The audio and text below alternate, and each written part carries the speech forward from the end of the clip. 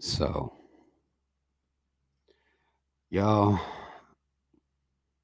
I know I'm trash as far as announcing these lives. You can call me trash in the comments. It's cool. Um, y'all know how I do it. I'm gonna play some music, get some people time to get in here, and then we're gonna talk about this so-called black culture, which I believe is just coon culture. Really, I'll explain. Y'all come on in, hit that like button on your way in. Like I said, I'm gonna give people time, y'all.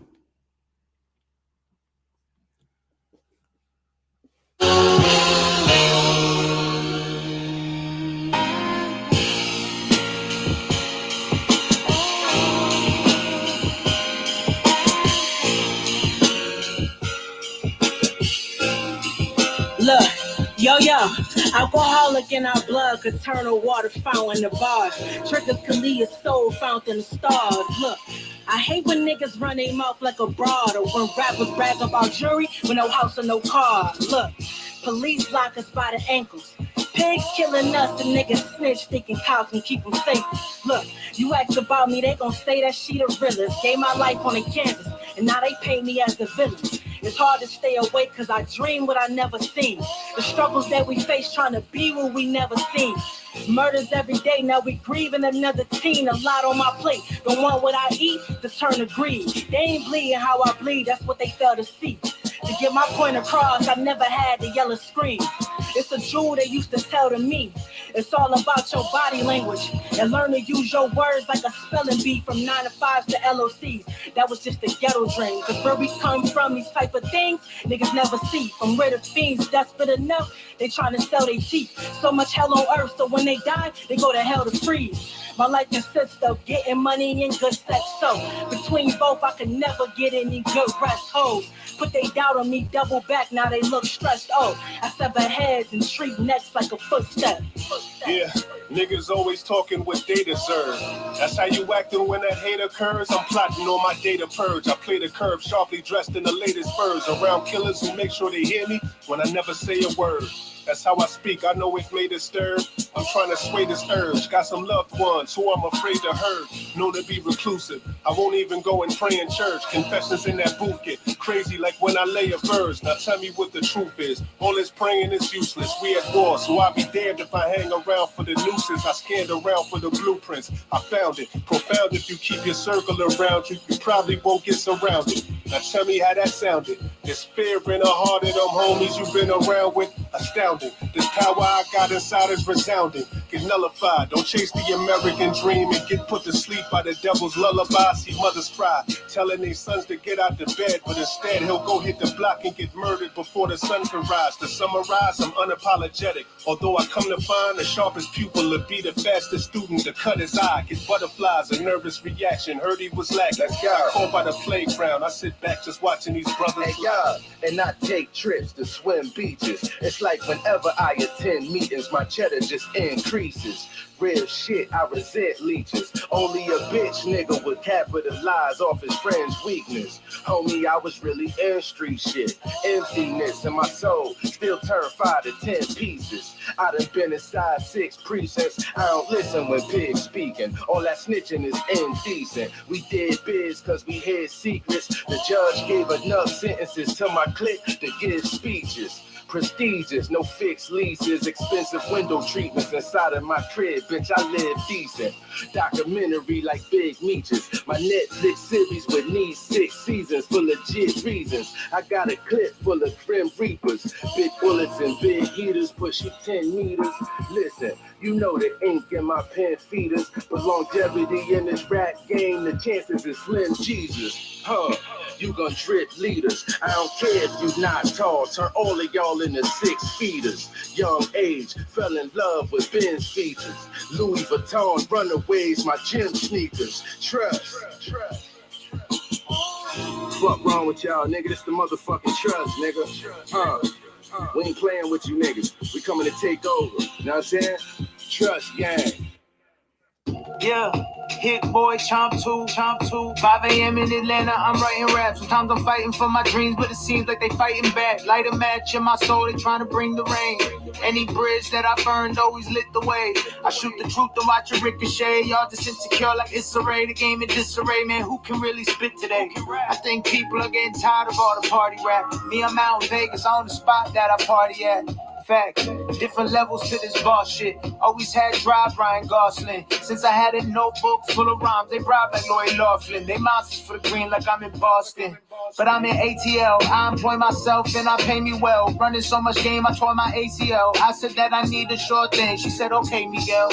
How many millions did I make this year? Maybe 12. All I need is a couple weeks to make it 13. Me, I can stay in touch and still be out of your reach. Definition of keeping it cordial. Got it popping like Oracle. I made something out of nothing, was always resourceful. Doors will form off of your will. I never switch teams, you're more Georgia. Fuck the haters, focus on who loves it. It's a shame to be chasing love and running right from it. Note to self. Whoa, niggas want loyalty without showing loyalty. King shit, I want the royal treatment and royalties. My girl fresh face, but I love how she spoiled me. Wartime, the only time that you gon' catch me fatigue. I must be preaching the way they crossing me, like I dot my eyes and crossing my T's. Really, I got a reputation I often proceed. Lifestyle I live, hairlines often recede. Pursuit of happiness, I'm on the search of it. Covered in Louis Vuitton, we right on the verge of it. A lot of people claiming that they down bad as it gets. But understand that rock bottom a bottomless pit. Somebody always doing worse than worse as it is. Time forever telling it's always gonna snitch. A walking target to these hoes, they always gonna miss me. Wisdom of Solomon, I'm always gonna listen. Saint Michael and Saint Germain always protect me. It's a movie the way these niggas drama projecting. It's a cold game and I'm going Wayne Gretzky. Born the same day as Aretha, you gotta respect me. I gotta start treating my life like it's the only one. I done seen niggas lose their life over 100 ones. I done seen wifeys who's the ones get one and done. My ego say I'm top 5, my heart saying I'm 1-on-1. They want me to snap, want me to fall, want me to crack, want me to starve. YouTube channels to see me react, want me to bleed, follow they lead, they never come back. But I don't see none of y'all names on one of my plaques. Note to self, I never heard nobody tell me life was too long or talk about pressure, then say they on top of it. Only that is too short and that they under a lot of it. Somehow I still show love when they show me the opposite. Note the South, they always gonna go for self. If loyalty be cold, then my 40 below the belt. Okay. It's lonely when you rich, but it's boring when you get help. That's why. Okay. A couple people saying they can't hear. Is that are people not able to hear what I'm saying? Is the sound out or bad, or y'all let me know. There's a couple people saying they can't hear, and I want to get started before we handle that.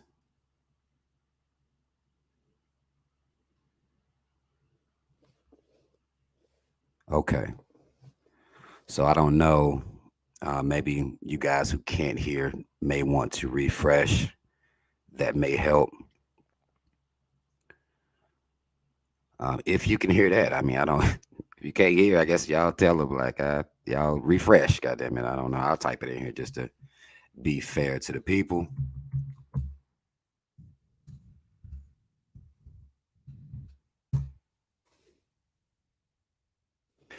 First and foremost, shout out Team Rob. Y'all already know what the fuck it is.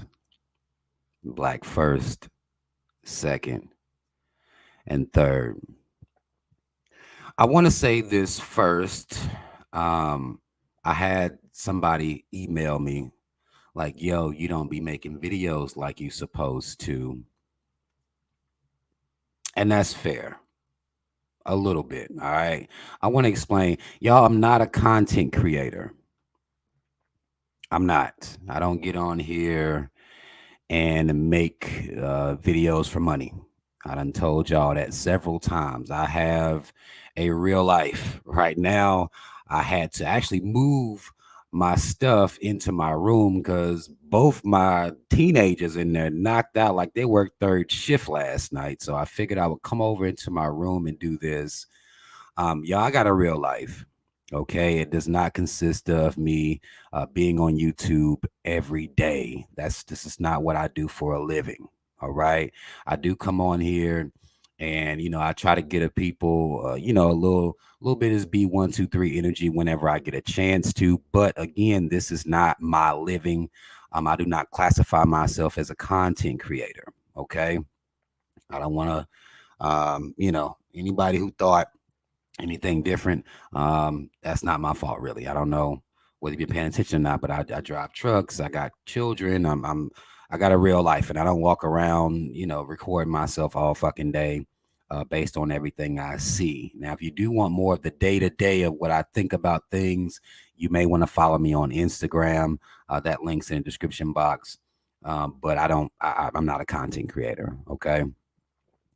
I do want to talk about this. Gina Regina, I respect that. Gina Regina says maybe you should on Patreon at least once a couple weeks. I swear I get on here as much as I can.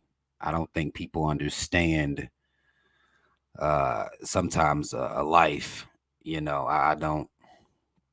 I do my best. Okay, this is all I can say. I do my best. I really do. Um, but I've been really really busy. I've been really busy with these kids and shit. But nonetheless, I do want to talk about, and what I alluded to on another live I did, I want to talk about so called Black culture. Okay. And it is in my observation and my study is that there is no such thing as Black culture.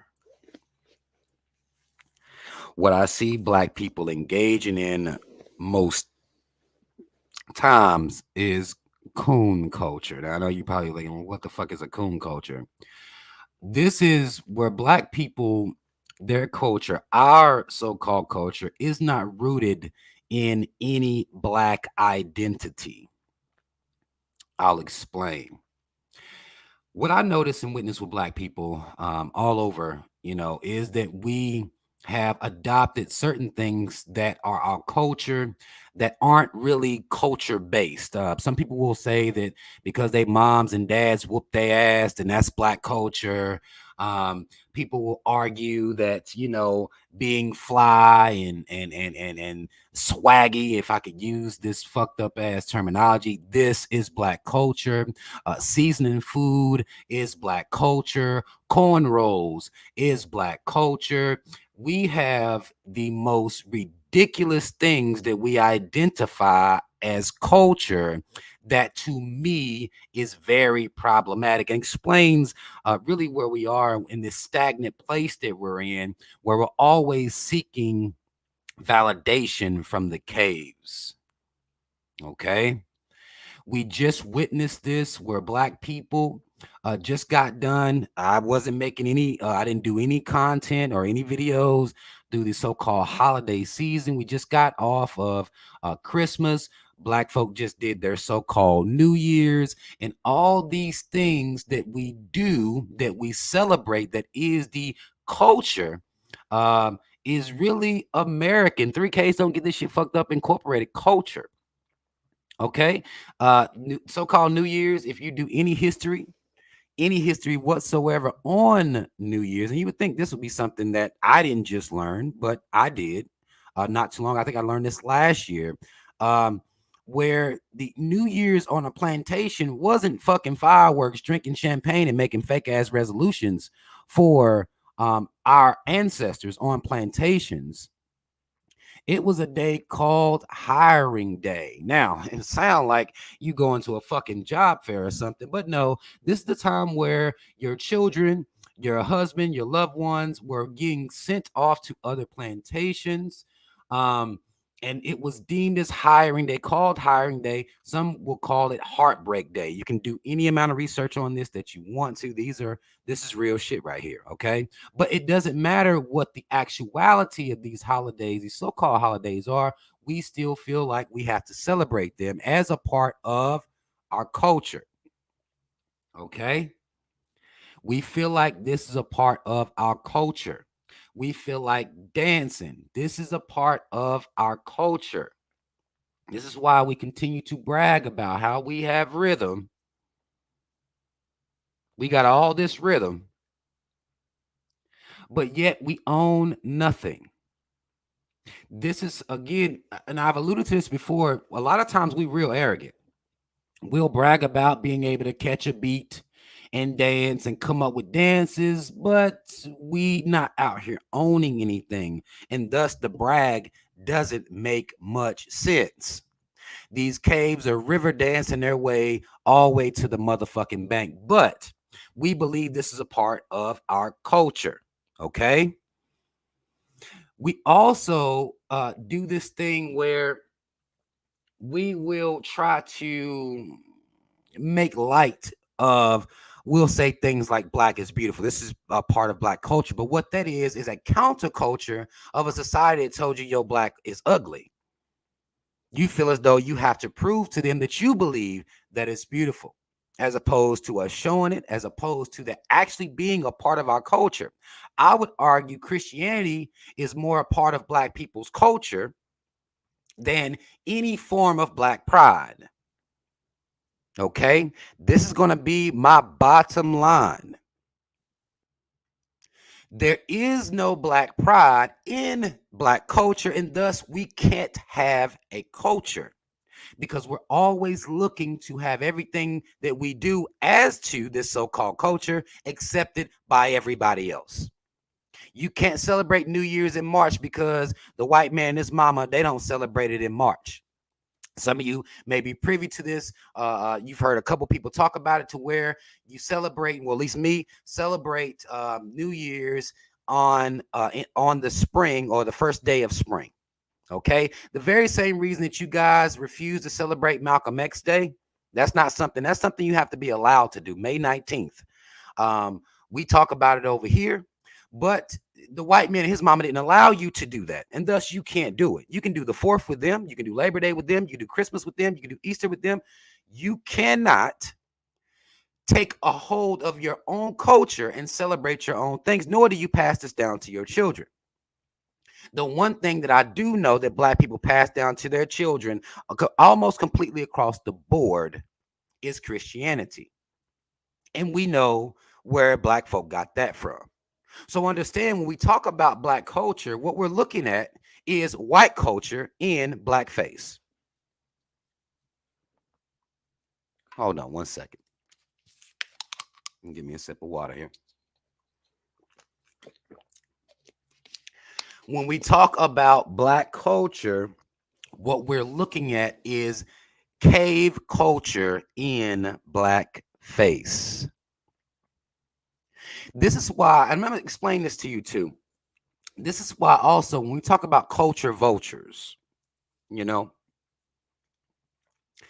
we talk about culture vultures, and we talk about how people always siphoning off our culture. And we've made it to where somebody could just have cornrows. They could just braid their hair, and we'll call them a culture vulture. That shows in itself the fact that we have relegated our culture, black culture, to aesthetics, things that people can just do, just put on. Or, if a white motherfucker can dance, then, we'll say that they dance black. Oh, they dance in black. This ain't what I did. This is what we do constantly. It's always happening. If a white bitch got cornrows, she'll be called a culture vulture.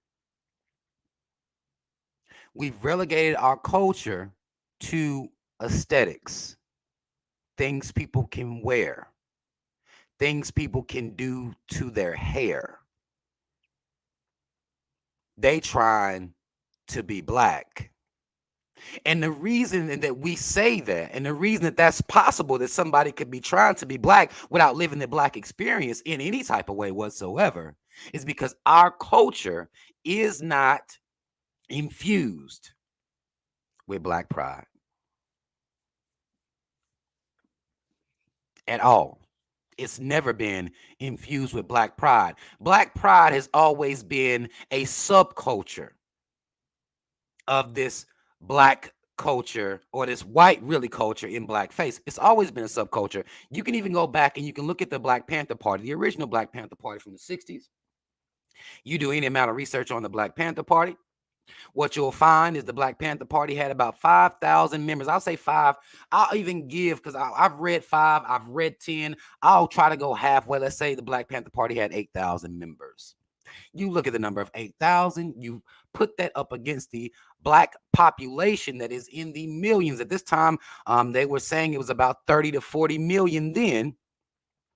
You take those 5 to 8,000 Black Panthers, or the membership of the Black Panthers, and what you'll see is that you'll always find a very small number. Black pride is not Black culture. That's a offspin or a very small piece. And what you will notice is that Black people shun that type of Black culture. That militant Black pride is always shunned by Black people,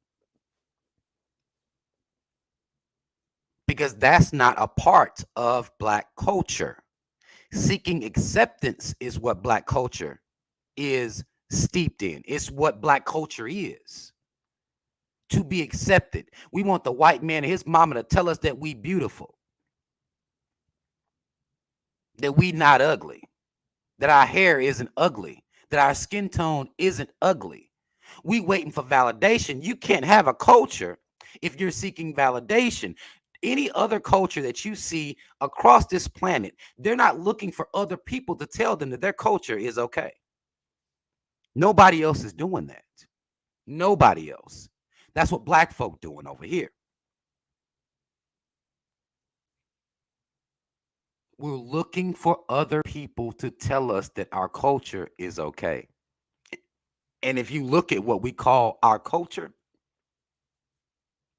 it's not steeped in Black pride. You will have people that will argue twerking is a part of our culture.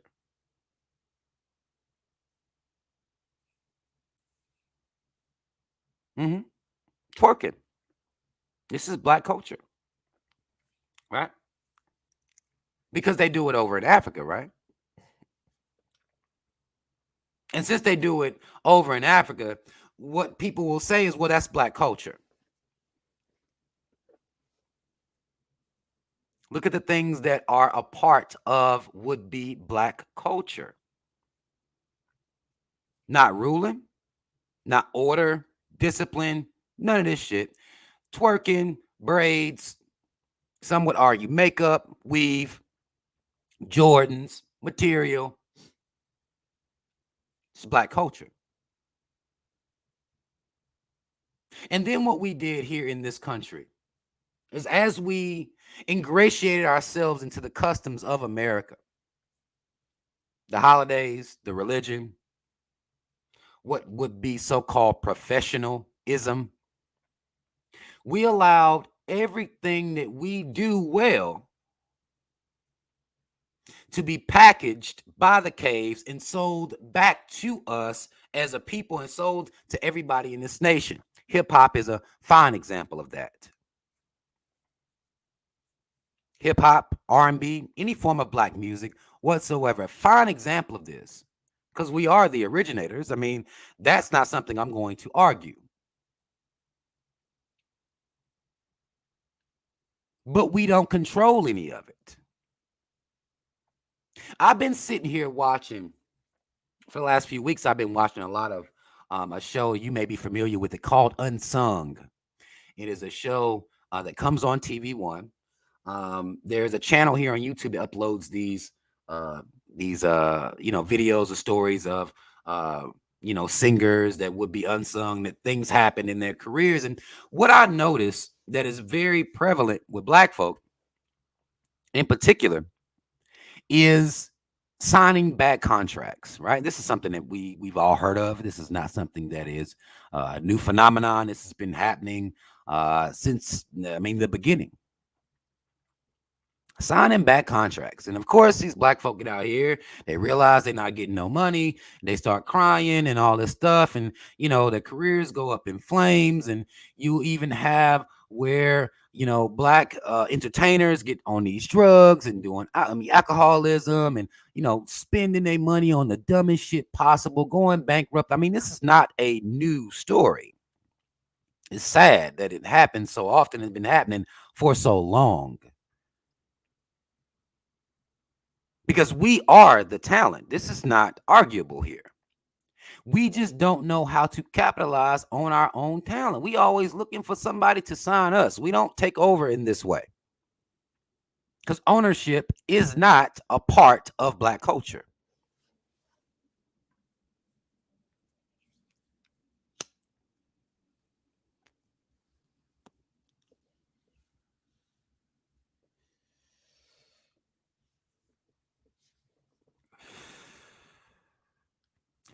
Ownership is not a part of black culture.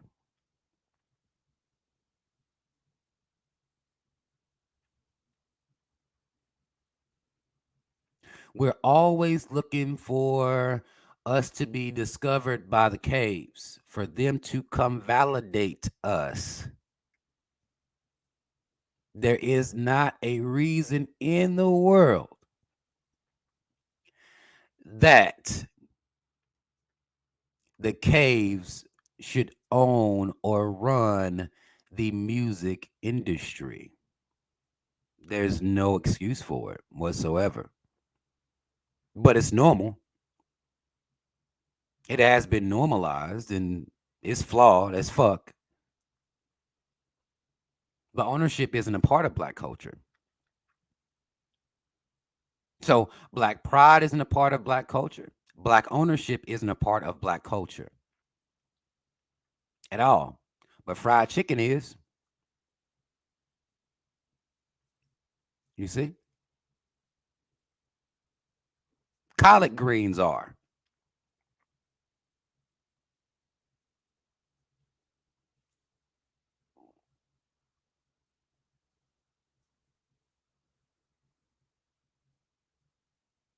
How is that possible?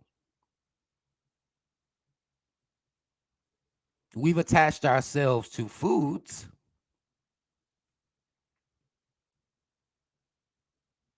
We can fry chicken better than anybody in the world.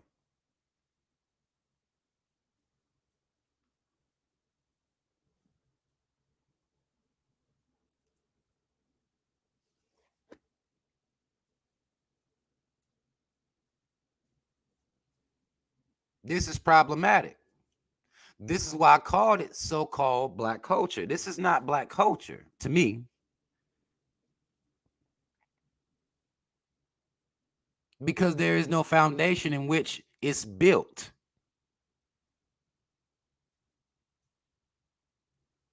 There is no black pride.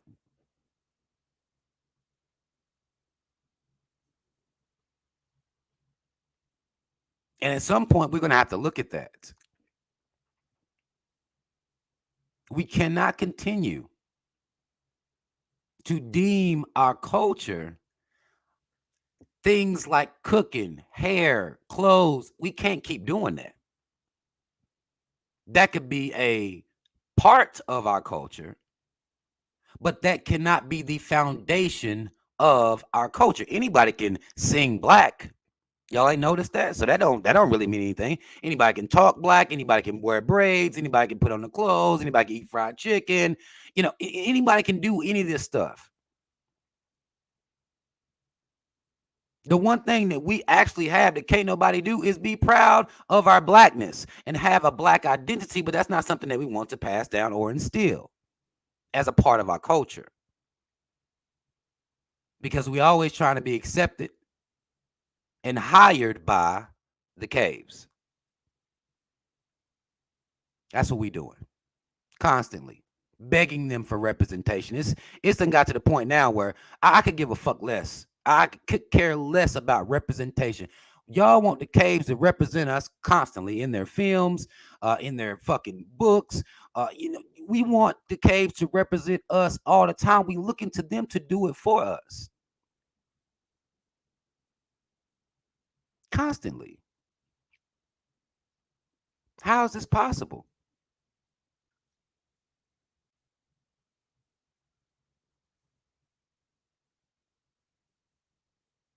We'll get mad if they don't cast somebody black to pay somebody that was white. And it's like, what? How are we still getting mad at this type of shit?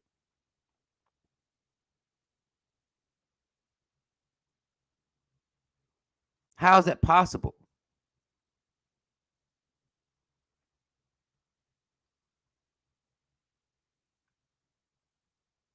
When y'all keep asking for representation, oh, they'll keep giving it to your ass. This is why they put Maya Angelou on a fucking quarter the other day. That's all y'all niggas just want representation, right? That's all y'all need. They'll oblige you. They'll put Maya on a quarter for you real quick. With no problem. Here's Maya Angelou. We put her on a quarter so y'all niggas can quit crying about racism, institutional or otherwise, because this is all y'all be asking for is representation, right?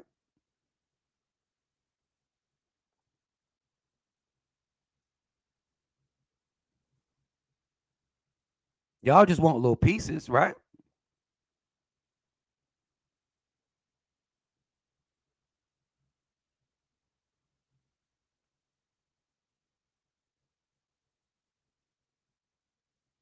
Black folk think I'm hard on them. And I am. If you just thinking that, you should know it. Like it shouldn't even be a thought at this point. This is facts. These are facts. I am hard on black folk. But it comes from a good place because I see us out here just confused at all times. Don't know what we really want.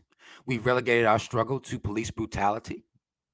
That's what, the beginning again of the black struggle is how the police handle us and how the justice system, the so-called justice system, handles us. And that's the beginning and end of our struggle for equality. That's it. That's all. That's what we do. That's what we've done to ourselves. We've minimized ourselves this way.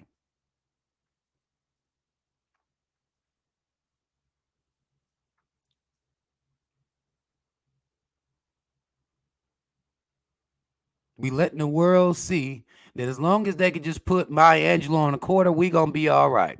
They gave us Juneteenth as a recognized holiday, so we gonna be all right. We making progress.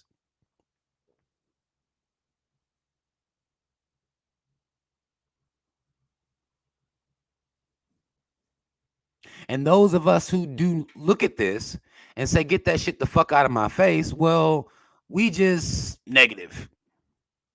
We don't appreciate nothing. We keep slapping the white man and his mama's hand away. Oh, we just extra. That's them hoteps, them woke niggas. They ain't never happy about nothing. That's the culture. Black culture is anti-black. Black folk want black folk to show up and take pictures and look good. And that's it. You actually demanding something. You saying fuck the white man and his mama. Once you start acting like that, oh, that's too far. Oh, that's way too far now. All we wanted you niggas to do was come up here, put some clothes on and take some pictures and smile. Okay? We didn't need all this extra shit. But that's what the black people in this country, they'll treat you like that.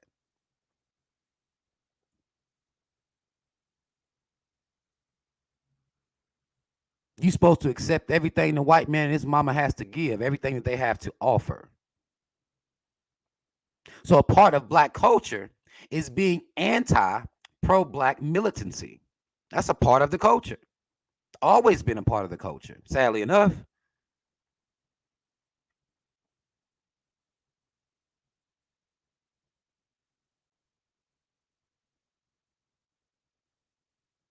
There's a reason that you have to struggle to talk would be pro-blackness to other black people. There's a reason that's a struggle. That's because it's not a part of the culture. Then what type of fucking culture do we have? You can't even talk to other black people. about this shit. It's too serious. Oh man, don't nobody want to hear that. Oh man, we passed that. How's that possible? The reception that you would expect from the caves, you get from other black people. Because that's black culture. That's a part of black culture. Don't nobody want to talk about it, but I'm here to deal with it this evening, right?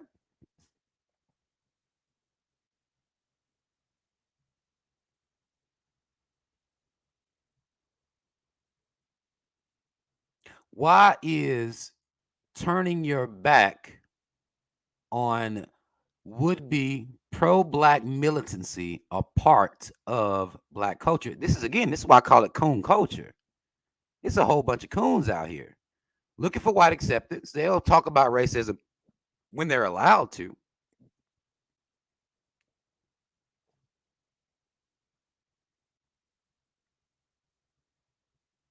It's only when they're allowed.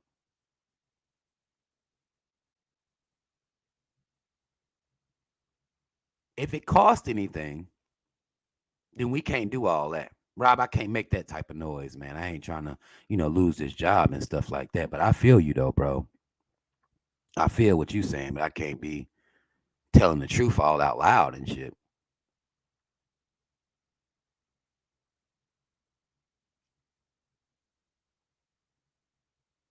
Because telling the truth is not a part of black culture. But it's not being raised in us as a part of black culture. Our truth is that Moses parted the Red fucking Sea, led his people out. Some cave motherfucker walked on some water, rose folk from the dead, fed people with a goddamn piece of bread and one fish, fed like 3,000 motherfuckers. This is our culture.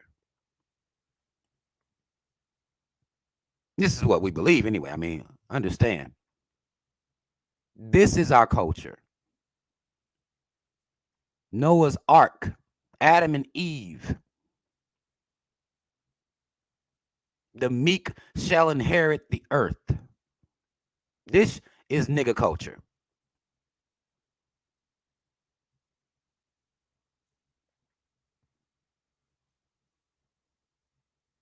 Suffer, suffer, suffer, and suffer some more. And for this suffering, you get to go to some pearly gates. If you do it right. Don't harm anybody. Don't murder nobody. You know what I'm saying? Don't covet your neighbor, no shit like that.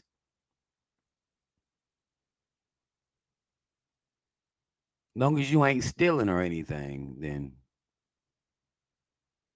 don't matter who steal from you. But thou shalt not steal. That's just for you. That ain't got nothing to do with nobody else. That's just for niggas. You're taught the Bible as your culture.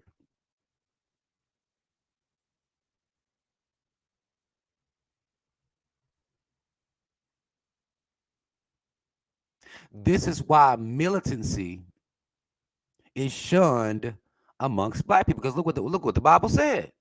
You don't act like that. You just wait on the Lord. He your shepherd. You waiting on him.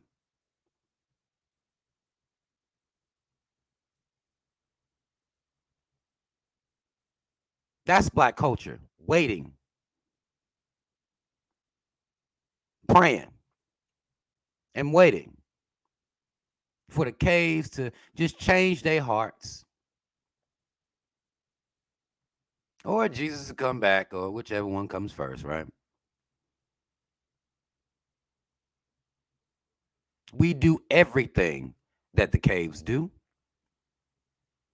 We don't know another way. You know how many black folk I done heard say that they have to celebrate holidays because their black children will be missing out on life? Like,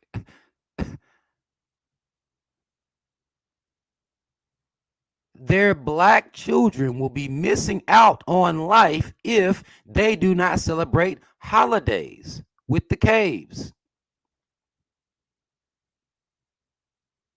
Your children will be deprived of a happy existence. Meanwhile, this same child can be murdered full blown, and society don't give a fuck.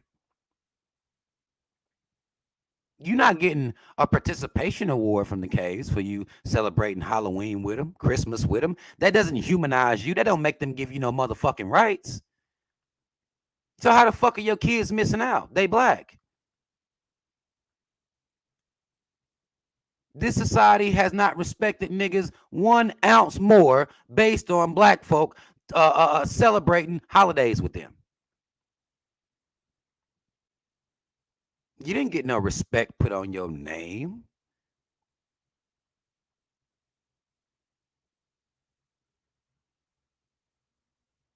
At all.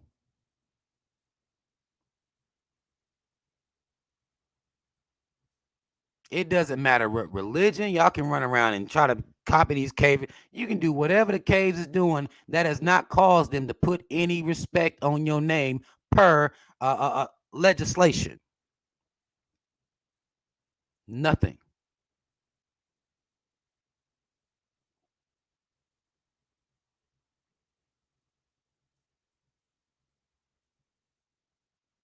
So not getting respect put on your name is a part of black culture. And you pass that down to your children. Well, you can't expect America to put respect on your name. You can't expect that from them. They doing enough by just not spitting on your ass when you walk down the street. That should be enough. That should be good enough. They let some of you work in their businesses. I mean, that should be enough.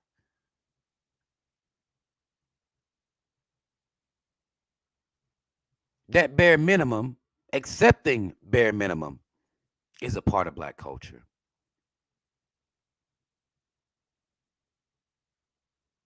That I would deem as coon culture. It's because we don't have any self-respect. And it shows. It shows constantly.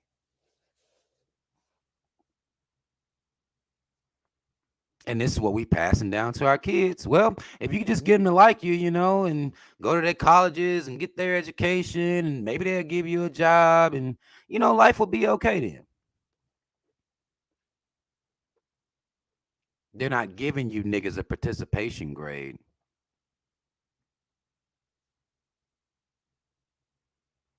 They're not giving you an award for participating.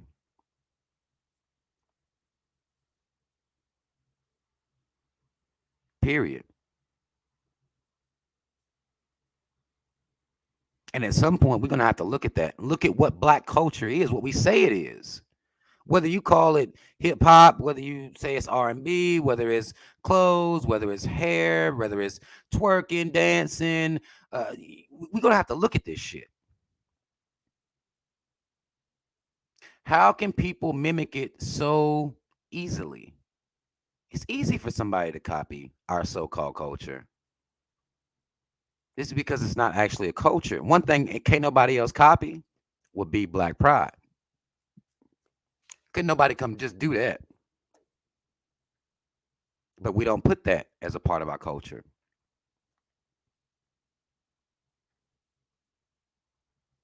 And that's a flaw. That's a flaw in this so-called culture.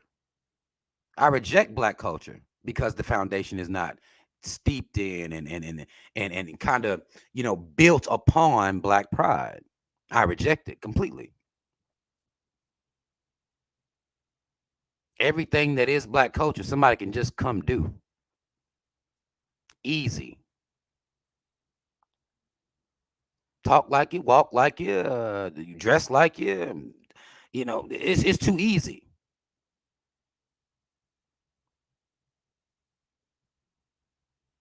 The one thing that couldn't nobody do is have black pride unless they was black people. That's the only way that would be possible.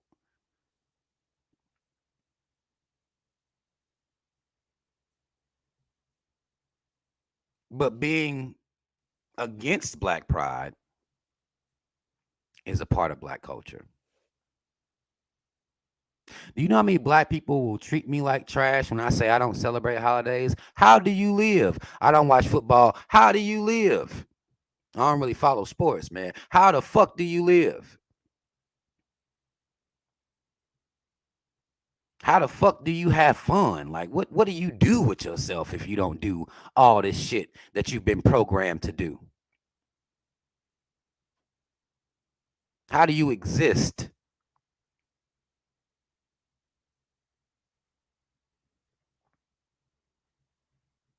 What you mean you're not religious? What's your purpose for living then? This is black folk. Gotta talk to you like this.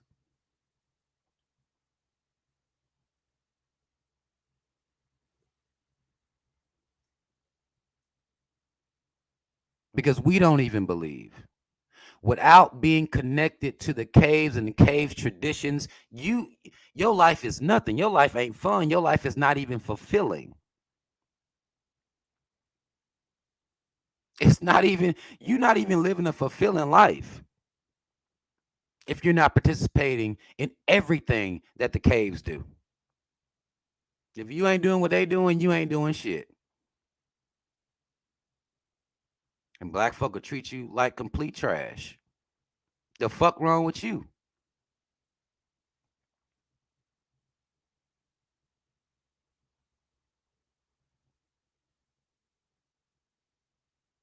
You see? And black is beautiful isn't enough. I know we believe that that's enough, but it's not. Because you ain't got to say that.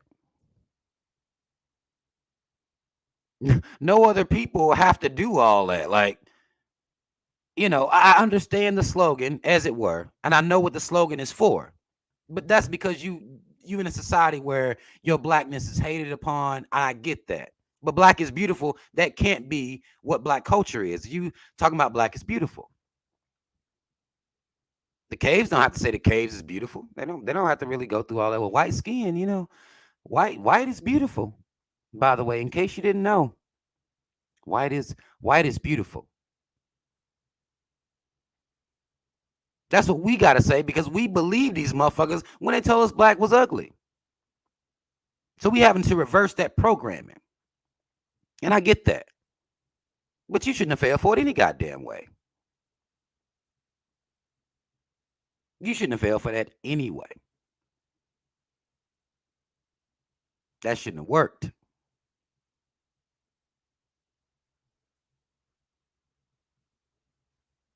But that's not enough. Run around calling yourself kings and queens, that's not enough. That doesn't mean anything. Because I would argue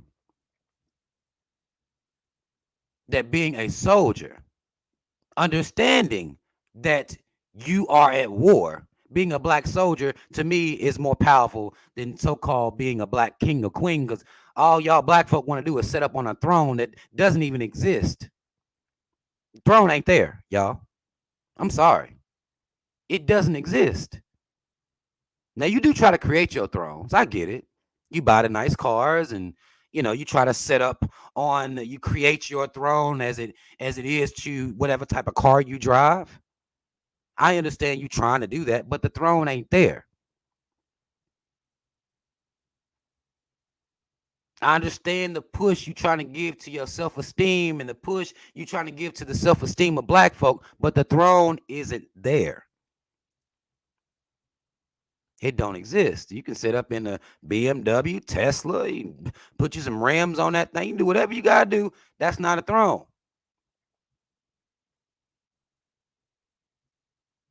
How you gonna call yourself a king or queen and you don't realize your kingdom is at war and losing?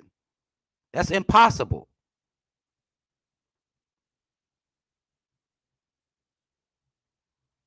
It's impossible.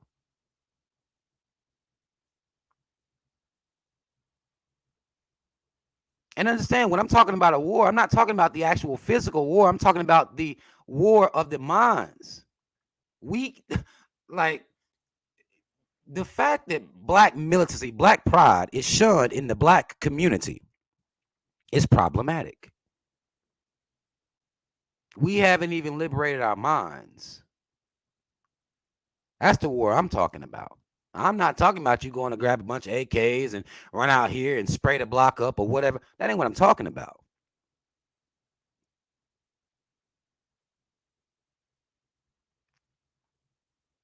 We ain't even won the war of the minds yet. Black folk, our kids, still don't love themselves. Still don't. Don't know the truth about history at all. Y'all mad these fucking caves won't come teach CRT, critical race theory, for those who you don't want to teach your kids that shit at all. You don't even know anything about it. You understand. We could change this. We could change our culture whenever we see fit.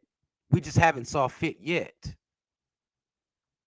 Now our culture is what some would deem ratchetry, if that's a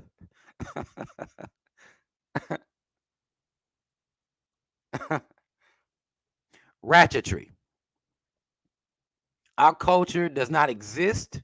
It doesn't participate. It doesn't move as a group or a unit. It doesn't. Individualism is our culture, proven to not work, but that's still our culture. Individualism, even though it's flawed, even though nobody else moves in this way, that's our culture.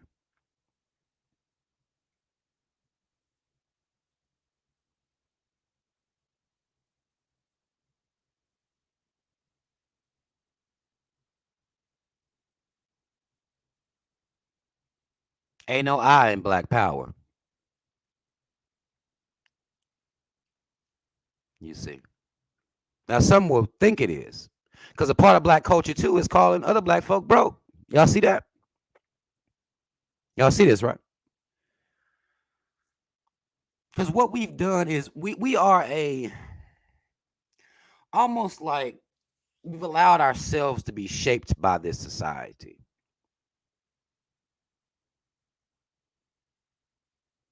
We've allowed ourselves to be shaped by this society. And thus, if we're shaped by the society, we're going to be shaped by capitalism as well. So, well, a part of our culture is calling somebody broke. That's how you shame somebody. Oh, you broke, nigga. You a broke bitch. Whatever. That's how we talk to each other. Even though we understand and the white man and his mama, I mean, these motherfuckers were given land, given opportunities. If we get given anything, we're looked at as freeloaders and lazy and all this other extra shit that comes on our names. And it's even by the Black folk. Now, mind you, I'm not even talking about what the caves is going to do. I'm talking about Black folk. Even though the caves were given land, let out of prisons and jails for being in gangs. Some of y'all don't know your history. You think Black folk was the first people ever in gangs. Well, you thought wrong. It was the white man. He was in the gangs. He was out here stealing, robbing, poor as hell, coming up there through New York. All these immigrants. At this time, they were still called immigrants. Now y'all call them Americans and shit, right? These immigrants was doing all this crime and getting locked up. And what the white man system decided to do was say, well, you know what? We can't keep locking up white men like this. No, we're going to come up with programs for them. We're going to create unions for them, job programs, teach them skills, teach them trades, instead of locking them up. That's what they decided to do for their own people. Now you got Black folk that will look at the men that get locked up in the prison and just, oh, well, just Black folk, they just criminals. You got Black folk that do that. All them niggas need to quit breaking the law. That's not what the white man said for his own. That's what niggas say for ourselves. That's a part of Black culture.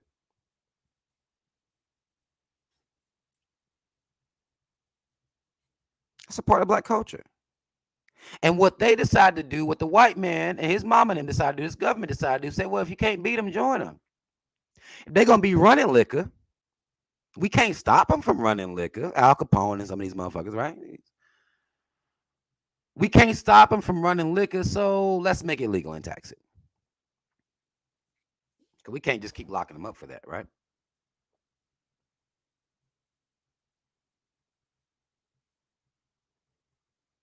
And we forget that. As we shame ourselves, shame each other, what they did was they knew that the crime that was being committed was due to the fact that people didn't have jobs. Poverty begets crime. They knew that for them. For black folk, everybody want to act like they forgot that. I didn't, and I never will.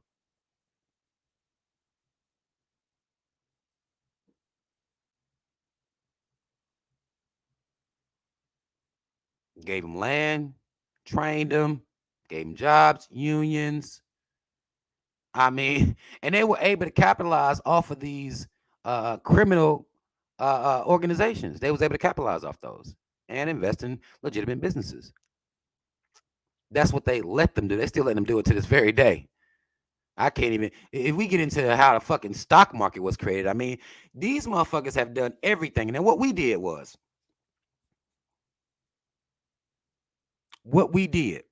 to each other, and we still doing it to each other right now, was we looked at each other as inept, uneducated, dumb, uh, unresourceful, and criminal. They did it to us, then we start doing it to us.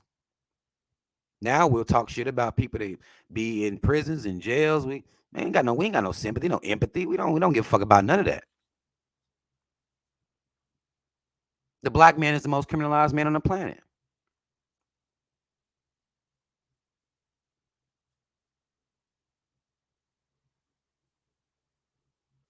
Our women are the most criminalized women on the planet.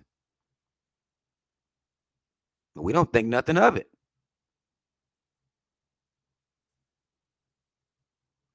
We think that criminality is a part of our culture. Like, look at what we've done.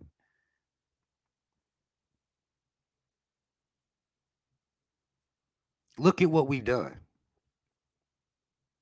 And the reason that we think this is because there is no black pride. See, you can't teach. I can teach my children about the white man and his mama and their history. I can teach them about the gangs of New York. Everybody ain't doing that. Teach about the handouts that this government gave to the white man and his mama and these fucking immigrants that came from Europe. I can teach that to frame the situation. Because I swear, the next, I keep hearing black folk tell other black folk, work harder. That's how everybody else do it. No, it's not. But y'all keep saying that shit. That's not how everybody else did it. That's not how this country was created. And good Lord, I ain't even mentioned the 2.5 to 3 centuries of free labor. We didn't get to that part yet.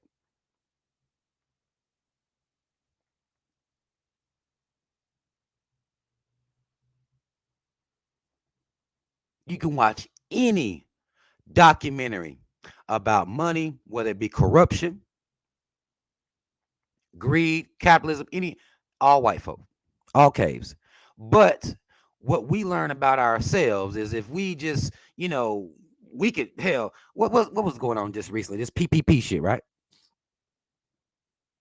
Look at all these niggas getting away with this PPP fraud loan shit.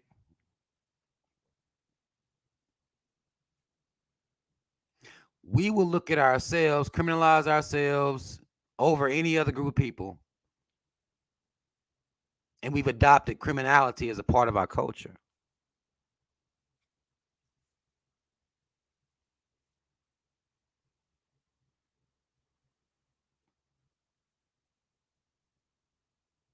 We told to work harder as black men are trying to compete for equal footing with the white man. I mean, it's really a fool's errand.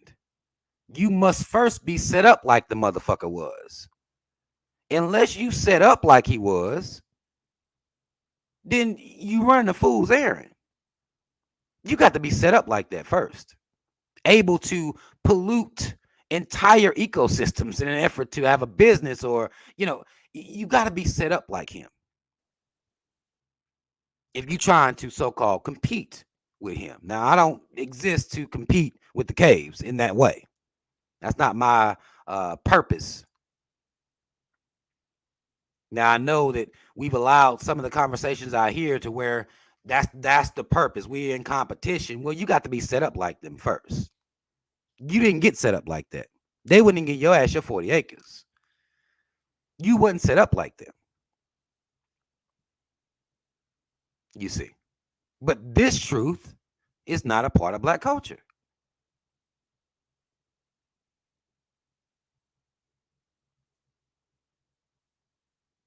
Like I have a hard time. Like, how the fuck, man?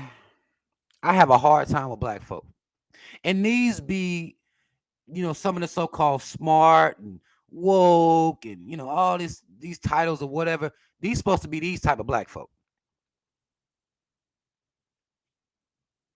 You're not gonna come to any competition at any point in your life, whether you sitting around watching sports, you watching a basketball game. It's gonna at least be 5-on-5. That's the only way to make a game of it. That's the only way to make a game of it, is if it's fair. Now, talent wise might be different. Somebody might get blowed out. You know what I'm saying? Football too. Somebody might get blowed the fuck out, but there's equal footing. Black men and women haven't been put on equal footing. Now, I'm not saying that we haven't done things to, progress through this reality, but I mean, come the fuck on, man. The way we do each other, it just doesn't make sense. But I know we do each other like that because the knowledge isn't being put out here.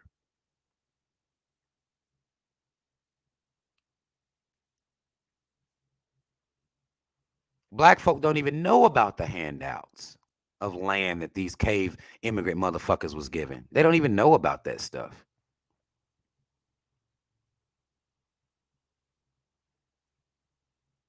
So they can't contextualize it.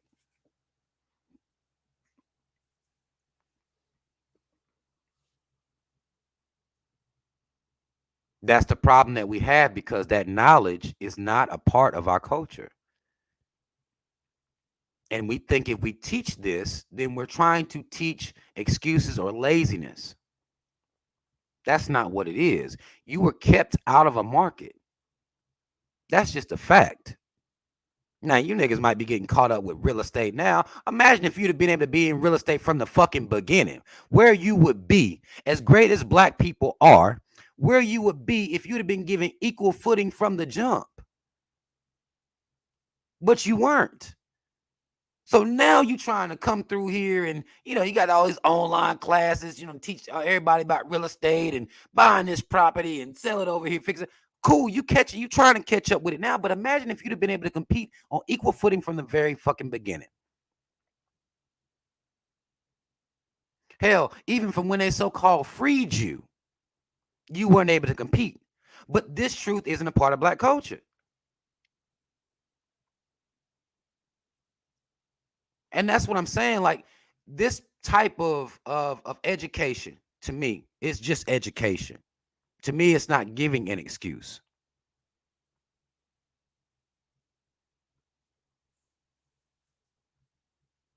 That's not giving an excuse. That's just giving the education to give a framing of what's going on here. That way, your children understand what's going on out here, as well as you understand what's going on out here. Period.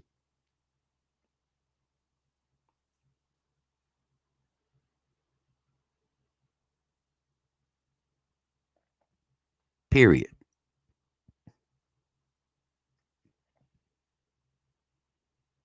But since passing down and telling the truth is not a part of black culture, holding this government accountable for anything other than police brutality is not a part of black culture.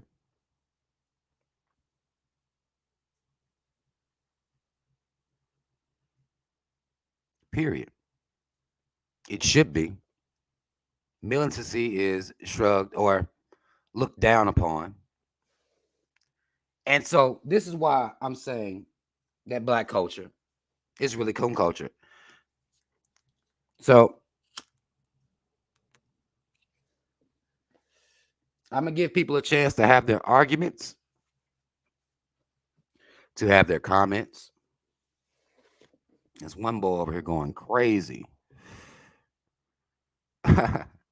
This one boy X Rogue over here going in. I'm gonna give everybody a chance.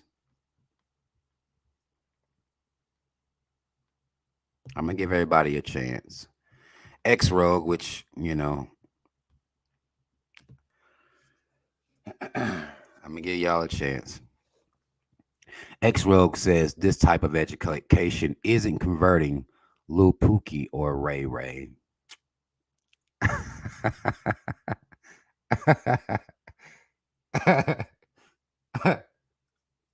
Oh man. I'm gonna tell you what's funny about black people, man. I'm gonna tell you what's not even funny, it's kind of sad. Is black folk will say shit like this. Because what I'm talking about is instilling black pride, right? And I would argue if black people had black pride, they would move completely differently, which would, offset, not completely eradicate all criminal elements of every piece of our people, of course, but it would offset some of this so-called Pookie Ray Ray, because nobody's born a Pookie Ray Ray. Pookie Ray Ray is the classic psychological argument of nature versus nurture. That's just what it is. Nature versus nurture.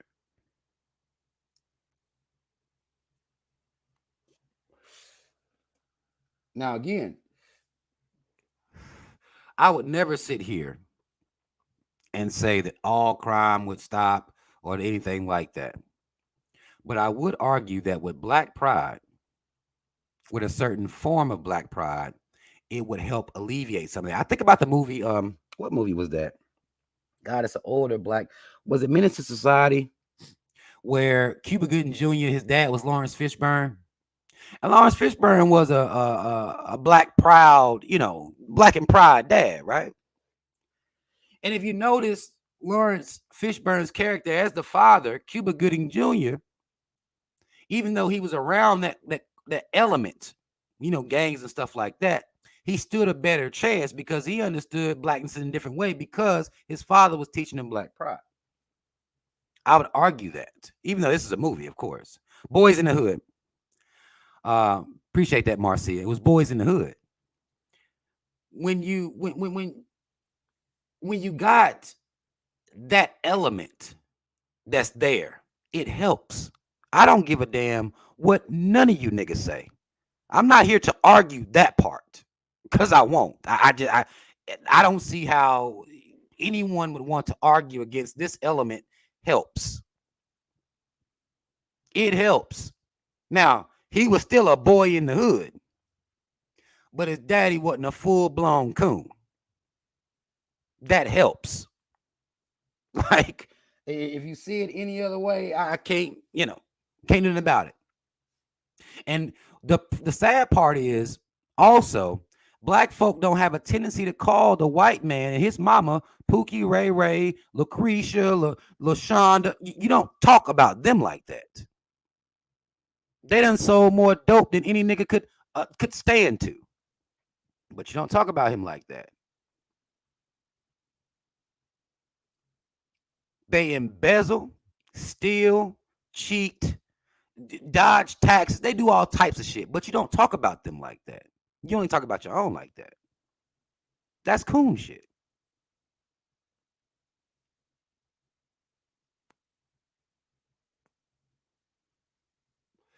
This is coon shit. This is what is prevalent amongst niggas. Now, what X Rogue gonna tell me is that he got a business. Now, one of these things about these entrepreneurs out here, these black entrepreneurs out here, they up on a high horse.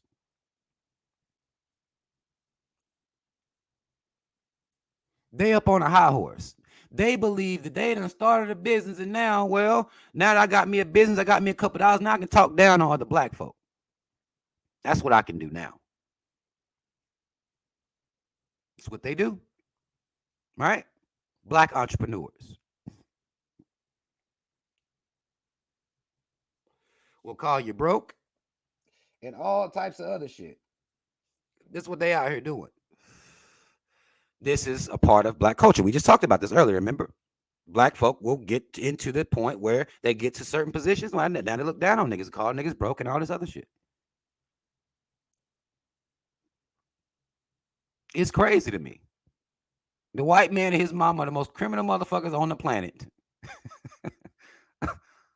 Black folk run around calling some nigga on the corner Pookie and Ray Ray.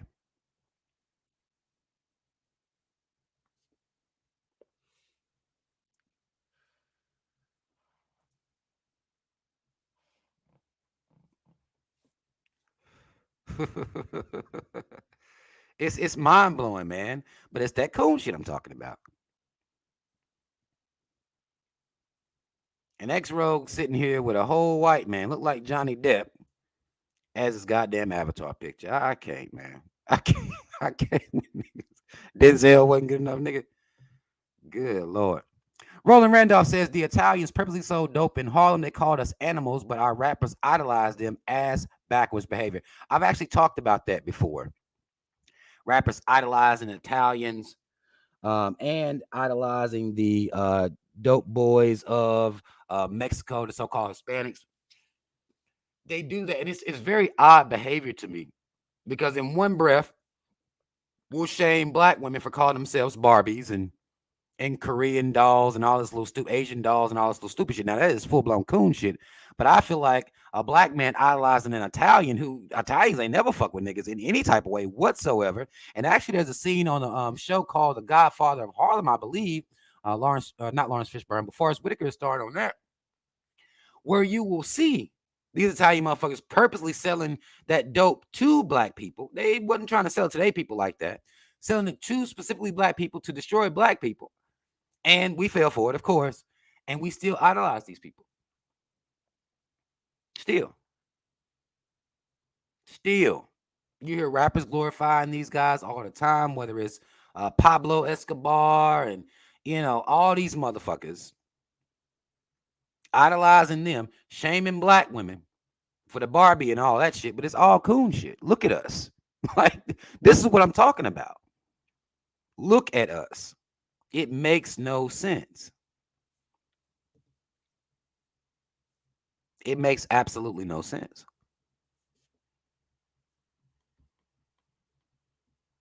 It's crazy to me. But we don't see nothing wrong with it because again, coon shit is our culture, man.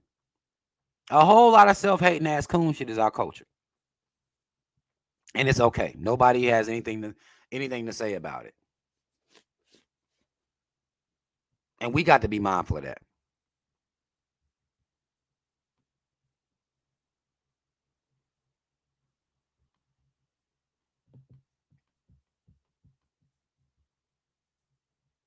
James Gums says, like Nelly Fully Jr. said, black folks need to stop showing off because they are only doing it in front of black folks. But when it comes to the caves, when it comes to the cave, they could compete. I don't think we're trying to really compete with the caves. I think we're trying to get them to look at us and say, good job. I don't think there's a competition a brewing, honestly, if you ask me. I don't see a competition a brewing. I think we want them to look at us, say, good job, nigga, and that's it. We're not really truly trying to compete. We're not truly trying to compete.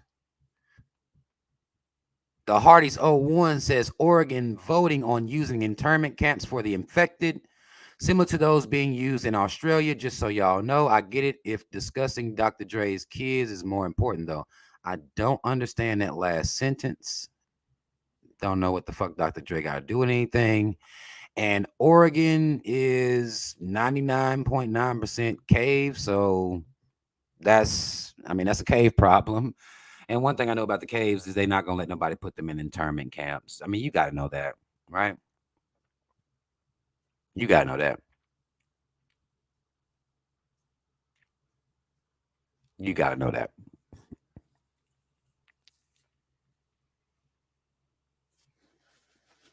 The caves are not like. I mean, we talk about the caves and we're gonna deal with the caves on a pretty consistent basis, but we have to understand that they're not gonna just let shit ride like that.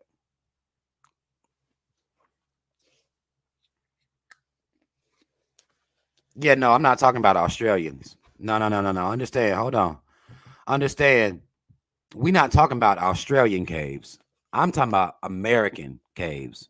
These motherfuckers that believe in their constitutional rights, they not about to do that. I can't speak to Australia and what Australia has allowed, but if you look at American history, three caves. Don't get this shit fucked up. History. These caves is not about to just let no, no, no, no. Now that may let it happen to you. They will let it happen to your black ass. Yeah, yeah, yeah. Understand, they will let it happen to you. They're not going to let that happen to themselves. Y'all ain't been paying attention. We just watched these motherfuckers storm a Capitol building for no real reason. Remember? That was for nothing. I, I don't know whether y'all paid attention or not. Like, no, no, no, no, no. They're not gonna let. They're not gonna let. They're not gonna let them do that.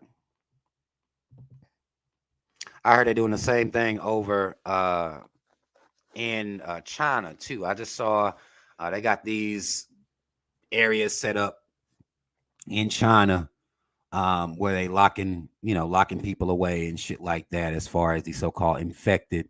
But yeah, these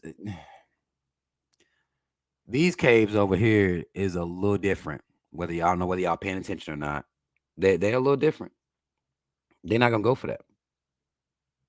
But again, I mean, we'll be here. Somebody said, "See you in the future."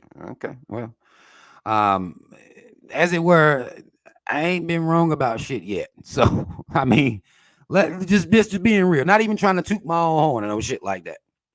These caves ain't them kind. If it wasn't for these caves standing up, these mandatory vaccines. Oh God, can I say that? Let me go back. Mandatory shots, mandatory mask.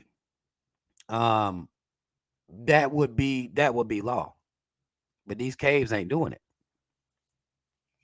These caves not gonna do that. Again, they'll watch it happen to you, but they're not going to allow it to happen to themselves. Mm-mm.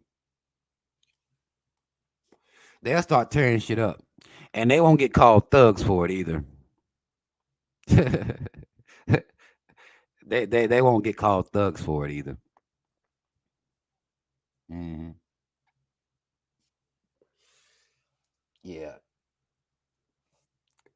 So we just saw that was it the Supreme Court just passed passed uh or really took back the law that Joe Biden had put out here that said that he had to force large corporations to give their employees the shot or have them get tested every week.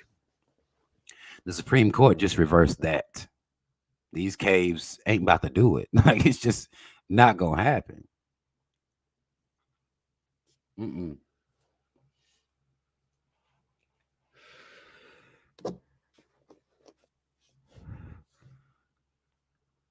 That boy said, "I wish you were right." Well, I mean, I guess we'll see, right? Now, when I am right, will you come back and apologize?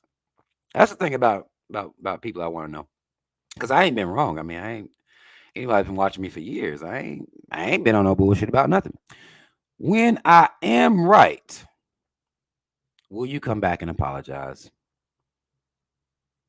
That's the question. You said yes. We'll see, right? Yeah, boy, these no, not here. I don't know how much heat the Australians tucking, but I know Americans is about some guns, and I know these white folk, man, they're not about to let nobody throw them in no camps. They'll watch you be here. They'll watch you be put in situations. They'll watch you be oppressed and won't fight for you, even though you think they love you so fucking much, which is just low self esteem of the American Negro. But they're not gonna let them do that. They're not gonna be putting caves in camps. They're not gonna be doing that. Like these boys will pull that heat out over here. Okay, Hardys, you been here since 2013. What I done lied about so far? Run it down to me real quick. What I bullshitted about?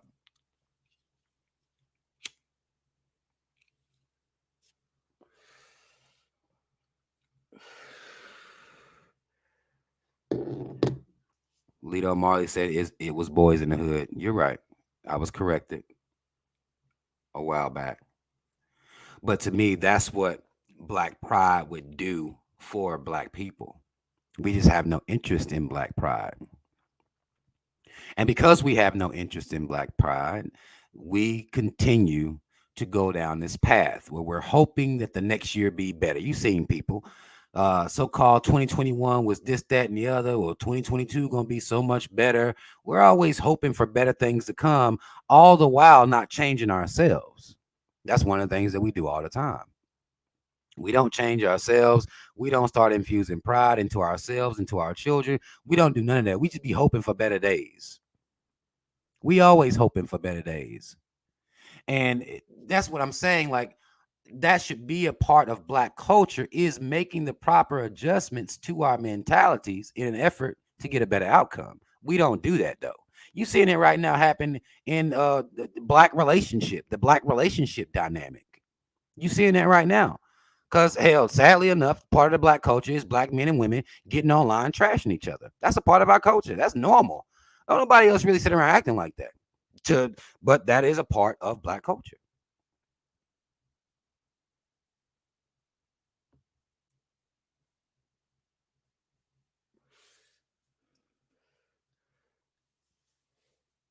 Should it be a part of Black culture? No, but it is.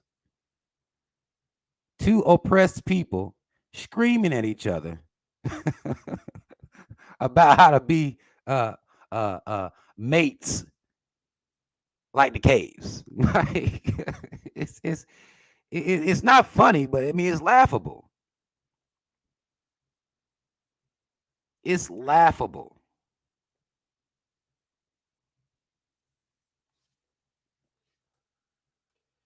We want our love to be like the caves. That's a part of Black culture. Y'all understand what I said? I said Black culture is just white culture in blackface. Like, we want our relationships to be like theirs. We want our businesses to run like theirs. We want our monies to be like theirs. Our lifestyle to be like theirs. We want everything they got. We don't want to liberate our minds in any type of way whatsoever, because they are goal and mission oriented. You want everything like theirs, except they have they work together. They work together. Now you're gonna have disgruntled cavemen and cave women talking about each other. They're just not gonna be online. They're not gonna be able to make a living out of it like Black people are. You're not gonna be able to do it. They've skewed reality, skewed humanity, and we want our shit to be just like theirs. It's laughable. We using them as our model. And we wonder why they so goddamn arrogant. I mean, look at what, because another part of Black culture is the white man and his mama are our model for our lives and prosperity and happiness and peace and tranquility. They're our model. They're what we're using to follow in behind. And if we do it just like they doing it, everything will be all right. Even in our relationships.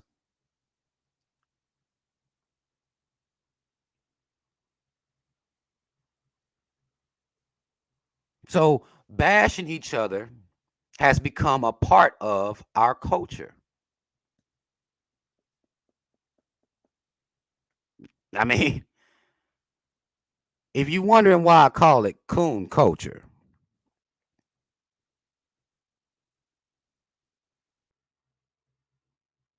Because then the question then has to become, do we want black love, really? Or do we want white love in black face? Because that's what it seems like to me.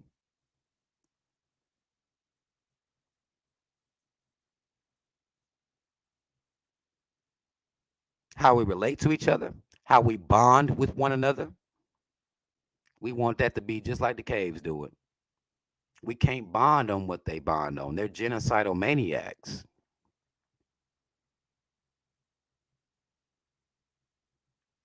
They're fakers. They're liars. How can you follow behind that and expect success all at the same time? It's impossible.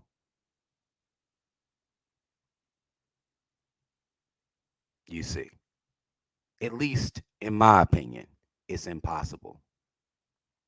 You can't be like them. Now, you can run to the caves. We have a lot of black men and women running to the caves now. You have an entire divestment movement, right? That's a part of our culture. Nobody else is talking about divesting from themselves. Nobody else is going to do that. It makes no sense. It's genocide. Like nobody else is talking like that. That's us. That's our coon culture coming full. It's just coming back around, looking at us in the face. That's what coon culture looks like, where you will have a divestment movement. That's coon culture. That's what it is. This is why we remain stagnant in this place. Like we running in place at this point.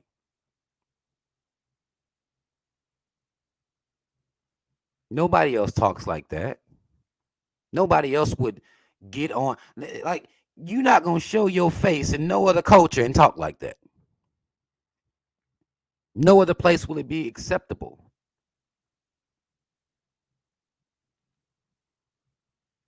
But in black culture, oh, that's a Monday.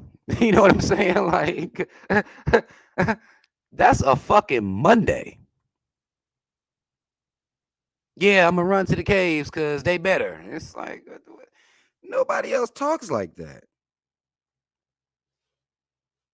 Even if they thought like that, they're not gonna publicly go nowhere and talk like that.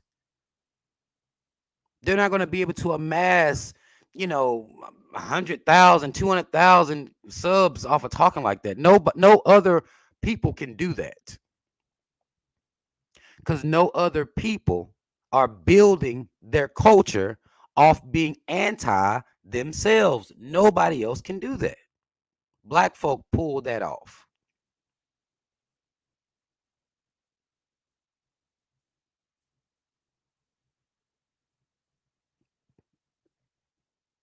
Nobody else. This is how I know. I don't know, if we look at our culture as being better, we always want to say, well, everybody trying to copy off us. No, they're not. Y'all some self-hating ass coons. Nobody's copying that, in particular that part. Now, again, they're gonna dance and they may go get them some ass and maybe darken their skin up a little bit or whatever like that. The part of your culture that ain't nobody gonna touch is your self-hating coon ass ways. Nobody doing that. Nobody else doing that. Disconnect from your counterpart. Nobody else doing that. Black folk be real arrogant a lot of times. Real arrogant. They not doing that. Ain't nobody else gonna put their women down and put somebody else over them. Ain't nobody else gonna put their man down and put somebody else over them. Ain't nobody doing that. But y'all swear, oh, they want to be like us so bad. Like, really? Is that really what's going on?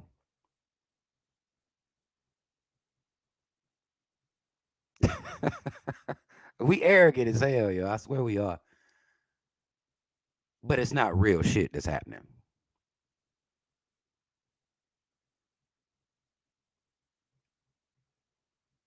No other people on the planet will do that because they know that's genocide. What's the point of it? Other races of people will just say, well, there's bad apples out there. Stay away from them. Black folk ain't got sense enough to do that because our culture is coon culture. We don't got sense enough to say, well, there's some fucked up people out here. There's some real fucked up people out here. Stay away from them. They'll make it about their race. Well, it's the black man. It's the black woman. Nobody else doing that.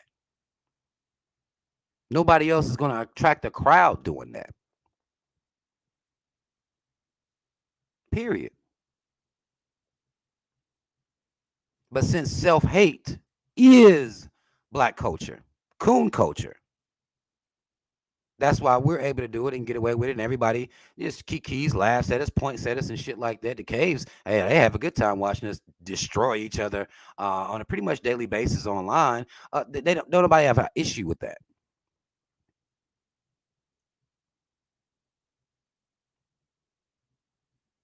That's black culture. It's black culture through and through.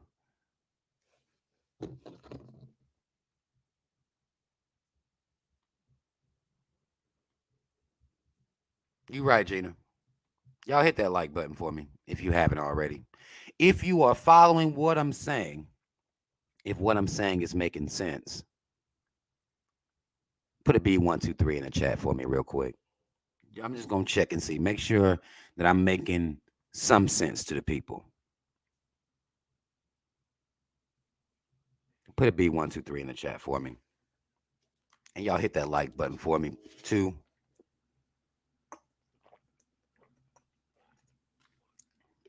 The illusion of black culture. I think that that's holding us back. It's keeping us from creating an actual black culture because we have the illusion, the aesthetics of a culture.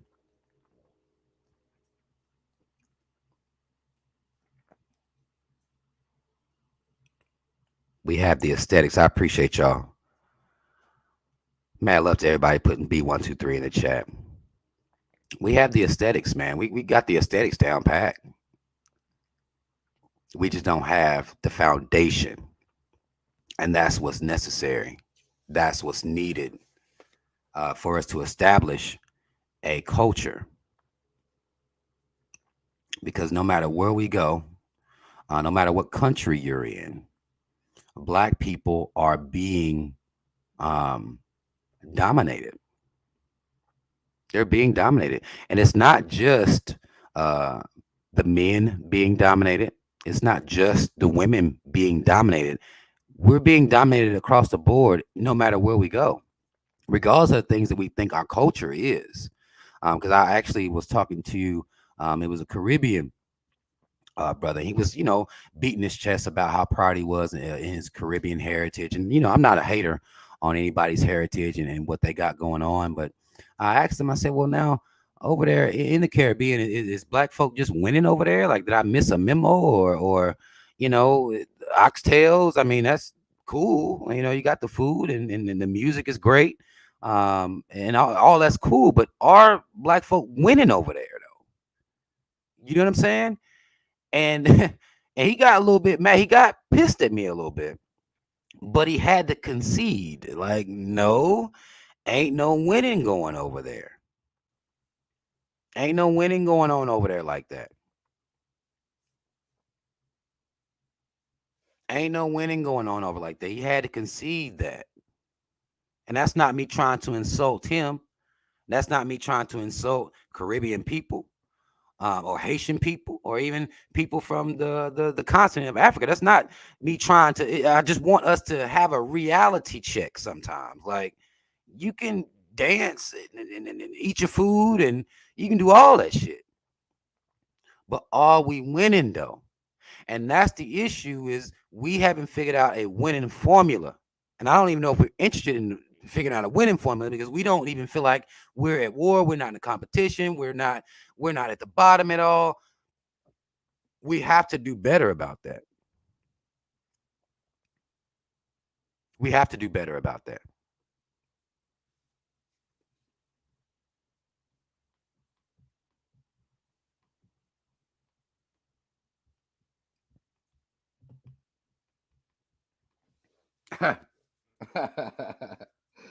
Oh man. Lil, it's up. Say now we got niggas promoting divestment and claiming black first at the same damn time. It is a very interesting world out here on this YouTube sometimes, is it not? It's a very, very, very interesting world out here. YouTube provides these to me, it's a whole bunch of coon shit. And I know y'all probably get tired of me saying this man be telling it's a whole bunch of coon shit going on. I don't see how you could be black first or whatever you may be claiming and promote divestment at this. I don't see how you could do it. I could see how it could be allowed. I could see that. Um, I can see how people would allow for that to happen, in particular people who are divestors, coons by another name. They would allow that because they want to feel like, hey, I'm not a self-hating ass coon.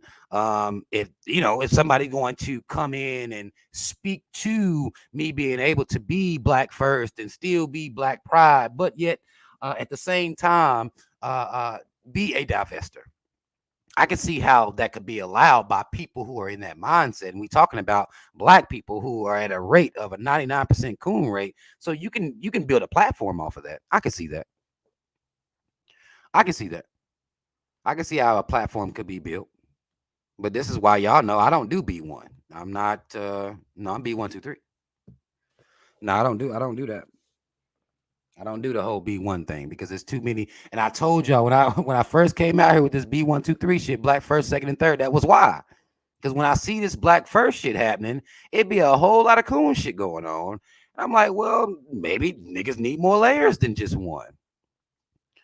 With the depths of coon that we got out here, there needs to be more layers. With the fact that black people are willing to sell themselves out just for clicks and views and so-called monetization from the caves, one layer ain't enough. B1 ain't enough.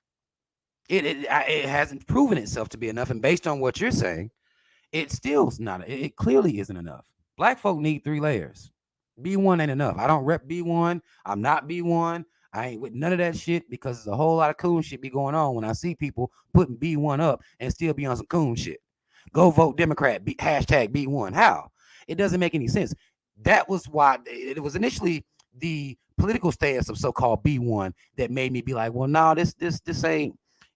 This isn't describing me. I don't understand what's being said here. B1, go vote Democrat. No, go vote Democrat. B1. No, that don't make no sense.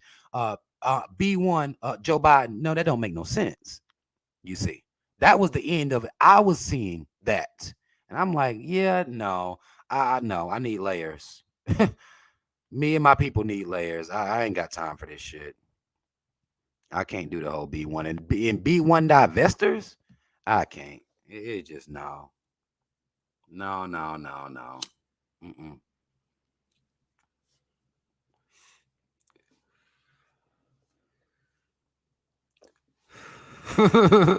Joy, wow.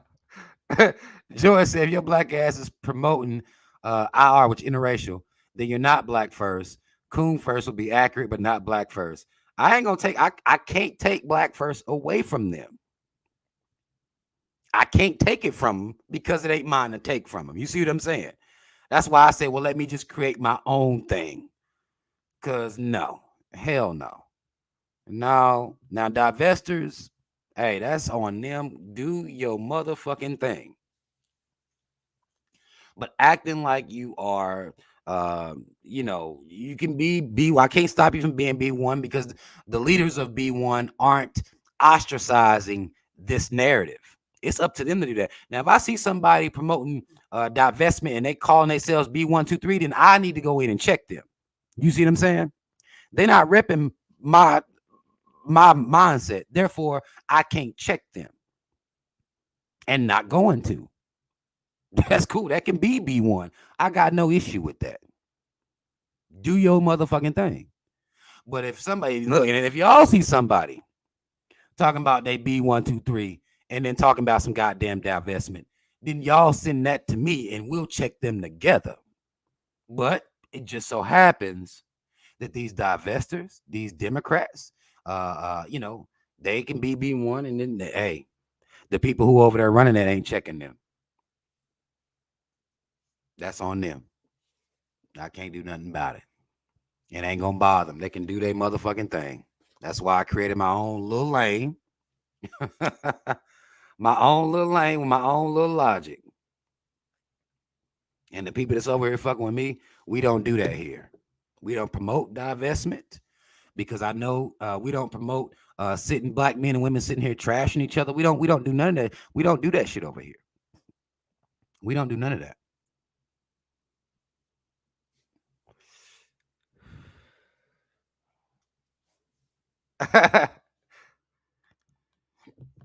Look at Linda. Linda Galloway said James Brown, black and I'm proud, had a white wife in his life. See, I can't carry James Brown. You're not gonna make me carry James Brown.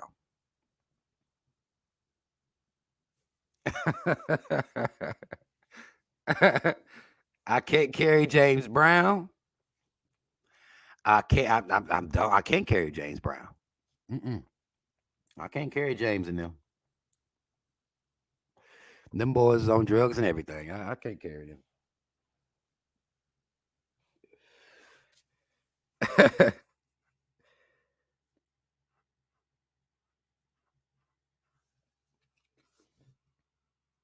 We don't do that divestment shit over here, though. You know, um, I can't tell people what to do with their sexual organs or with their so-called love, but at the point where you begin to put down black people and uplift another race as more moral, more wholesome, more loving, more anything, I can't do that. We don't do that shit over here. I'm not gonna do that. I'm not gonna listen to a black man tell me that cave hoes is better than black women. I will not listen to a black woman tell me that cave men are better than black men. I'm not gonna do that. I'm gonna call you a fucking coon, and I'm gonna tell you why, and then that'll just be that. What's happening as black people are calling for black men and women to go to other races of people, they're taking L's. Now, I'm not the type of person who would celebrate any black person losing their lives to a bad decision or to a bad alignment. Because a lot of times what's happening is black people are aligning themselves with the caves. I'm not saying I'm going to promote black folk losing their life over that, but the L's that are being taken, I'm not going to be over here just devastated because they are taking those L's either. I'm not going to be devastated by that at all. That's something that those people will have to deal with. They got to live with those decisions that they make. They should have been more cautious. I think that the flaw in it all is acting like there is no immorality in no other race of people other than black people. Black people are the only immoral, are the only criminal, are the only murderers, are the only rapists. When that becomes the narrative, people are setting themselves up to have their guards down. So if you go over there and you have your guards down and you are trusting and you take an L, I'm not devastated that you took that L. Y'all better tighten the fuck up because that's just a bad message. And reality shows it's a bad message. So if you're going to ignore reality to push a narrative, whatever narrative that is, and it costs you your either your safety or your life, I can't, I shrug. I shrug. Nothing I can do about that. I shrug. You're very true, Roller. Very true. Some entertainers use black pride as a finesse. Most definitely. There's a couple dollars to be made. There's a couple dollars to be made from that. There's a couple dollars to be made from that. Somebody said, they didn't know James Brown had a white wife. I mean, I don't know what James Brown had going on. All I know is that he did drugs heavy and he smacked up a couple black women. So I'm not with that anyway. I'm not with none of that. Because you can't be saying it loud, you bracking, you proud, and then you beating a black woman. Like how the fuck that shit work? No, nope. I'd rather you leave, sir. Before you having to smack people up, I'd rather you just go ahead and just cut ties and go on about your business.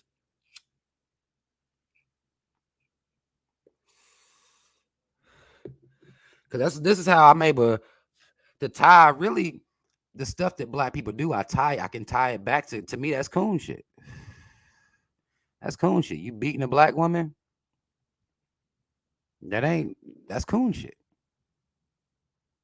Doing crack, heroin. That's coon shit. I mean, it's self-destructive coon shit. It just is what it is to me.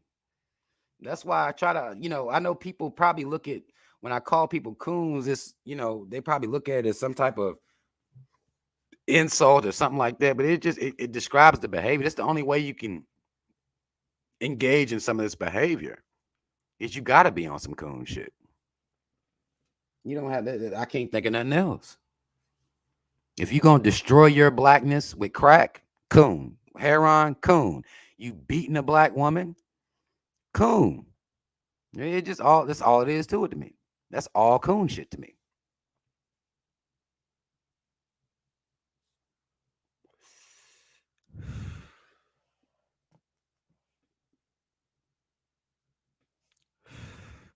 Oh man, what the fuck? Let me get this shit off here.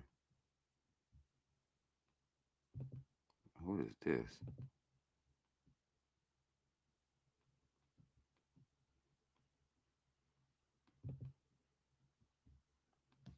But understand what I'm saying. Because I believe you can come out of coon shit. And just black folk don't really have the drive to do so. They don't have the drive to do so. We about to see it. They about to be on us again. I just saw it, just posted on my Instagram. Michelle Obama's old coon ass is back, trying to register 1 million black people to vote because voting is what? Voting is a part of black culture, right? Voting for change. This has become a part of black culture. So she's midterms is coming up. She's gonna have black folk out here voting as usual, record number, and black folks still gonna get shit for it. This is what we do. We vote and vote and vote and vote and vote and vote and vote and expect something to change. Expect things or times to change, or it doesn't make any sense. The things that we believe that's going to lead to change actually don't. But doing these same these are called traditions at this point, because traditions will be a part of a culture. And every time voting time come around, black folk talking about voting like this has become a tradition. It's become a tradition. So we gonna do it. Black folk gonna be blamed for whoever wins. We'll be blamed for it. And when they don't do shit for black folk, just like Joe Biden isn't doing shit for black folk, even though y'all voted for him in record number, we gonna do it again. We gonna do it again because somehow we're not educating our children on what voting is in an oligarch. We're teaching them what voting is in a democracy, because this education is not a part of black culture. So we're teaching them what voting is in a democracy. Even though we don't exist or live in a democracy, we're teaching them what voting is in a democracy. Michelle Obama isn't coming out here teaching that this isn't a democracy and thus this is an oligarch. This is a plutocracy. She's not teaching that. She's not saying nothing about that. She's still, even after she done left the motherfucking White House, Her and her fucking husband, she's still pushing that voting matters. She's still pushing that this is a democracy. And we are still teaching our children that this is a democracy. Your vote counts. Go vote. This will change things. This will show them. We'll get somebody in there to represent our needs. Doesn't work like that. But we're not teaching our children that. I'm teaching mine because democracy says majority rules. That's what democracy says. Majority rules. Now, even though this isn't a democracy, based on the premise of what a democracy is supposed to be, we still would be losing because we don't make up the majority of people in this country. It's still an L to be carried, even if the illusion was real. But nobody wants to deal with it in a realistic sense. And thus, what do we get? You get black mayors, black governors, you had your so-called black president, you get these black people in positions, black judges and lawyers and everything, all in these positions, police chiefs and all this shit. But still, their job is to oppress and criminalize you.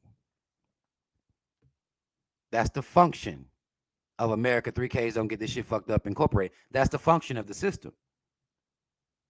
So, we don't want to deal with that aspect of this. Our kids don't even know what an oligarchy is because we won't teach them. They don't know what a plutocracy is because we won't teach them. You see what I'm saying? And that's not the white man and his mama's fault. I can't even blame them for that. That's our fault because we still passing down the mirage that is democracy to our children. And thus, they Democrats, as soon as they turn 18, they know they're Democrats. Because they know what about the Democrats? Democrats aren't racist. That's all I knew when I came up.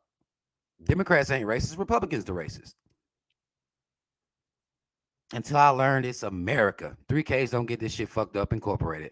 Once I learned the correct spelling, once I learned how shit works,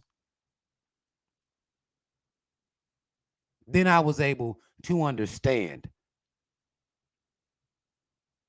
And it's upsetting that many of us have not, came to this realization yet. Many black people will still shame you for not voting because voting is a part of black culture at this point. Oh, you don't vote? It's like saying you don't go to church.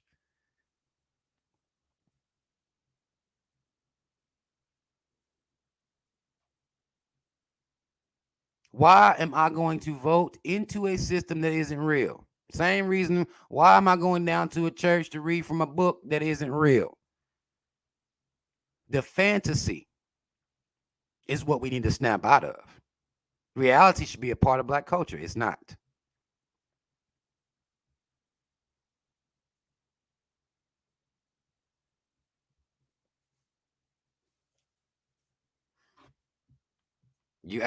You right. Better Future says Malcolm already said American democracy is hypocrisy. Yeah, don't nobody want to deal with that fact. You got to deal with the fact that motherfuckers don't even fuck with Malcolm X like that. People like to soundbite Malcolm X. That's about as far as people make it with Malcolm. They like to soundbite him, take little quotes from him and stuff like that, but they're not really understanding what he was saying. They're not really fucking with that. They like to soundbite him. Black women like to use his whole, black women the most unprotected, and you got sound bites, man. The mentality, no, that's not the part that we want to carry. We don't want to carry any of that. And even if Malcolm didn't say it, if you don't see it by now, then something is wrong. To me, if you don't see the game that is American politics, then something's wrong with you. Something's wrong with you. I came to that realization on my own, even though Malcolm had already said it. You can see that in real time. There should be no confusion about it. Look where black people are. Look at how much they voting. You could be able to see it within the last 12 years. It doesn't matter. It just don't. Like, it does not matter because the rich run this country because we allow them to. Then we dealing with lobbying. We dealing with the electoral college. These things aren't hidden. They aren't hidden. So I can't blame anybody for this ignorance but ourselves, like, because they're not hidden things. Up. Mike. Mike. Mike said if Malcolm was out today, niggas would minimize him to a hotep. Facts. Facts. Because Malcolm didn't fuck with the white man. Now, one of the things that Malcolm left off was and his mama, but that's okay. I'm sure he was coming into it, right? He would just be a hotep. That's all it would be. That's all Malcolm X would be, is a hotep. He too serious. He won't even let us do Christmas in peace. He too serious. He's too serious.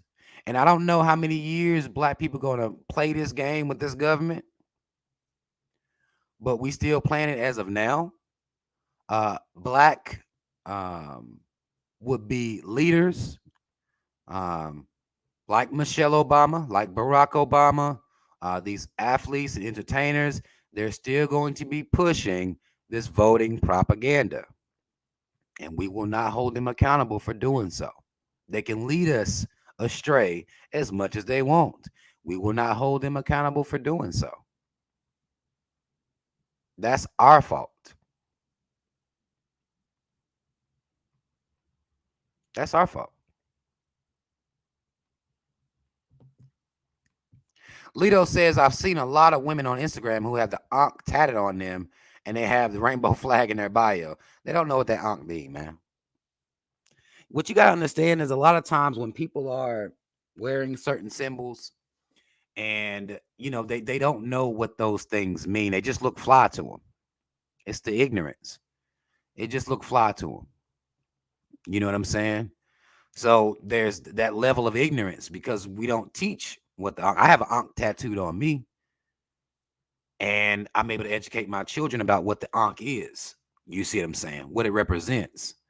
But a lot of this stuff is just ignorance, man. People don't know what this stuff means, and they're not interested in finding out. And even if they are, even once they do find out, it's still it's just something to do to them. It's not a lifestyle. It's nothing like that. It's just something to do. That's just the kind of people that we are.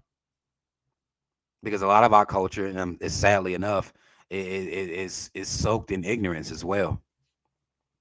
It's soaked in ignorance.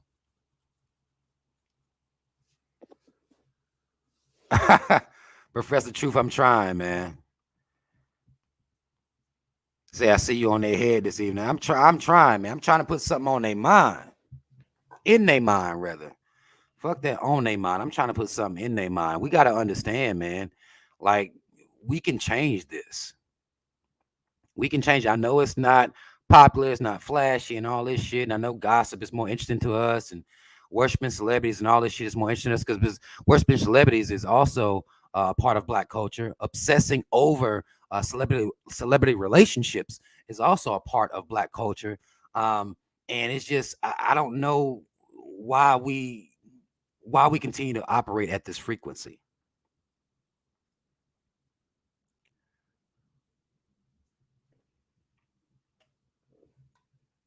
I don't understand it. I don't understand it at all.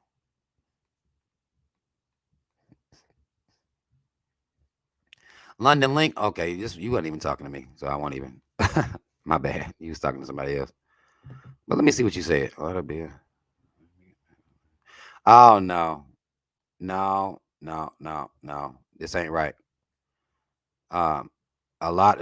London Link says a lot of getting bills passed is putting money together as a community and buying politicians. This is what other groups do. No, no. Mm-mm. Let me say this, brother Link.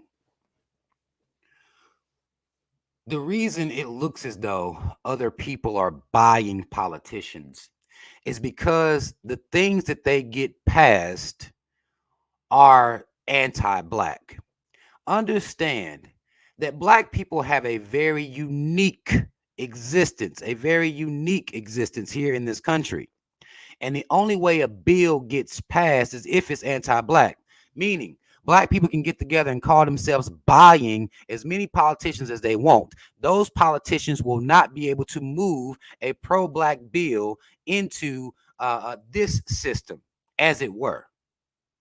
Because one of the things that I find interesting is that black people believe that we can out money. You can't out money. How do you outbuy the people who printing the money? You just can't do it. You can think you can do it. You can put pressure on. Black people, we let up on pressure too fast. Y'all seen what the Asians did recently. They just kept the pressure on. They didn't go buy nobody. They didn't have to. Because what they was pushing for didn't have nothing to do with black folk. This country is anti-black. And particularly, they are anti-black specifically, meaning they may do something that is, for everybody. And say, well, they'll say shit like, they'll say shit like, well, this will help black people too. It's always black people too. Black people also. Black specific? No. This country won't allow it. It won't allow it. And I understand that this is, that has been a point that people will make, that black people just need to put their money behind a politician. The system itself, that one politician is not about to go do anything. He's not to specifically help black people. It's not going to happen. That's not how this system is set up. And particularly black people aren't interested in anything black specific either. So it's not just the system, it's us as well. We're not interested in anything black specific.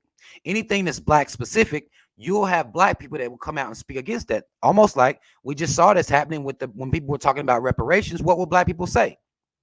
Oh, them niggas won't know what to do with the money anyway. So the white man, his mom don't even have to speak against us. Other black people will do it for him.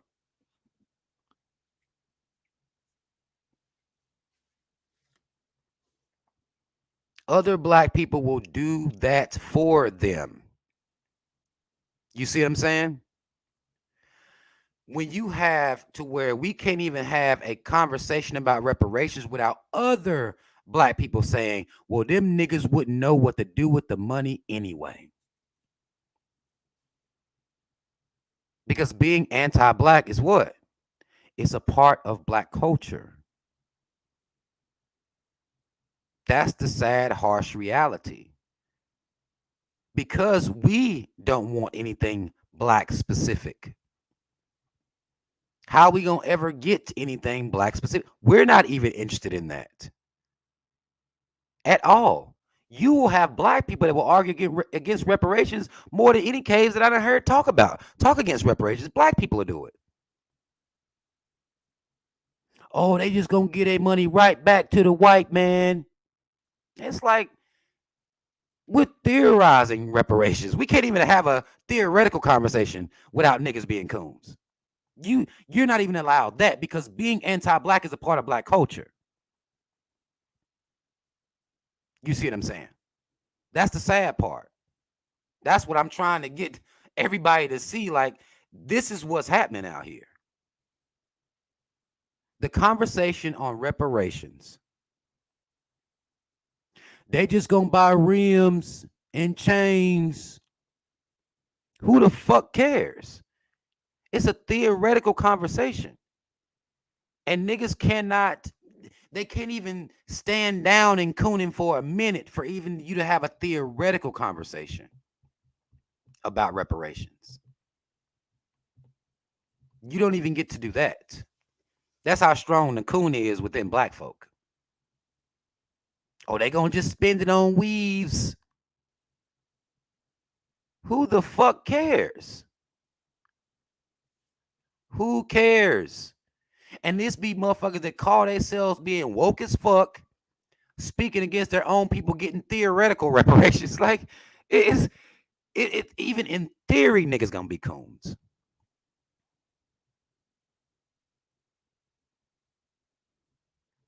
Even in theory. So black people have no interest in a black specific agenda whatsoever. They pretend they do.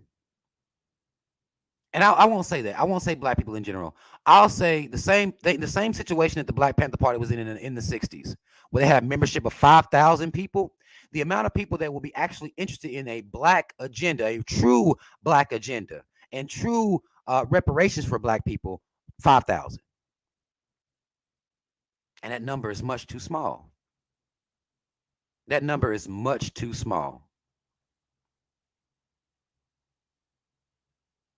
You see? You're not going to speak against me getting reparations, bitch. Telling me because some other nigga can go buy Jordans and whatever the fuck he gonna do with his bread, that ain't got nothing to do with anything.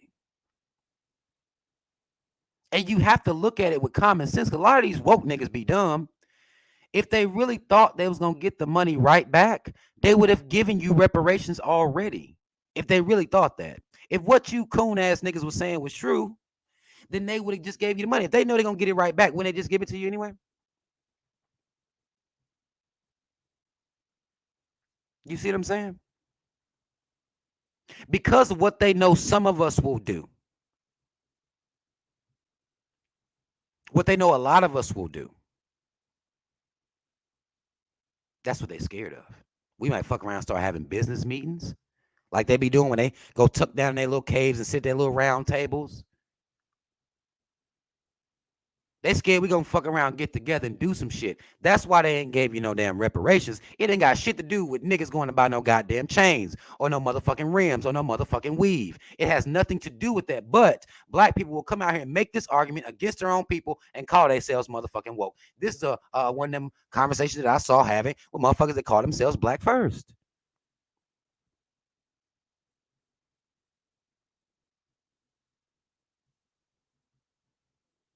Black first. They know we may fuck around, put our money together, buy some land, start building on that land. They've seen what we can do with nothing before. With the Black Wall Streets we had over this country before, they saw that. What you bitch niggas be talking about, that coon shit. Again, this is a part of black culture though, right? Is to say what all the other niggas gonna do. We will speak against ourselves at every motherfucking turn. Well, these niggas don't know nothing about group economics anyway. So, really, they wouldn't know what to do with reparations. You think that's what this country worried about? The influx of niggas buying Jordans and rims and weave? This is how I know. This again, this is why I created this lane, B123. Because I don't know what these motherfuckers be talking about. I don't even get it. I don't understand why you would come speak against your people as to reparations in theory. Because they know enough black people will put their money together and do some real shit. They know that. They know that. And just like Valley said, let me see what Valley said. Just like Valley said, look what she said. True facts, they scared because they already know. Uh, um, then on top of that, a lot of us can't get loans. So yes, a lump sum of money will help. Exactly. You can't walk into their banks and get no damn loans like that. No business loans. Go try to get you a loan to buy some land as black. Just to buy some land. They know. If what these coon ass niggas was saying was true, they would have been gave us reparations. And we were just gonna give it right back. There would be no fear. But that's too, these motherfuckers out here, some of them be so woke, it becomes anti-black. But then again, I mean, this is a part of black culture, is it not? Being anti-black, talking about the people who would do the wrong things. That's black culture. They know that ain't real. There are plenty of black people right now who have businesses who just need an influx of cash to make that business pop. We saw maybe last year, or was it year before last? We saw what those black families did in Georgia when they got together and bought that city down in Georgia. They know. They know. But logically, again, you can't have these logical arguments with niggas because niggas sometimes it be so, what they call in tough love or, being real or whatever they call themselves being, it's coon shit. It's coon shit. Let them motherfuckers give me some bread. I'm gonna get right here on this goddamn internet and find some like-minded people that we could put our money together, stack that money up, and go do something as a team together for our people. They know that some people gonna do that, but nope. Niggas is convinced everybody gonna go buy Jordans and weave.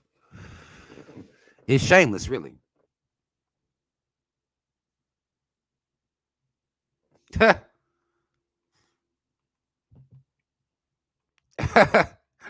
Terry Jack says, sad that we have to keep telling these dummies to stop voting. It gets us nothing. They're not going to listen because it's tradition. And one of the things that about tradition is it don't matter how dumb it is, how long we've been doing it, just like praying, black folks still going to do it because it's being raised a tradition from an early age. You got to break those. Again, we go back to these generational curses.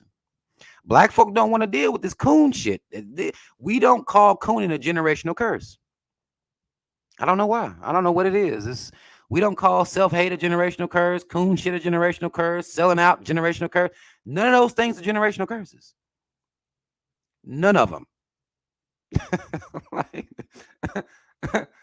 None of those things are generational curses. Black folk don't want no parts of none of that.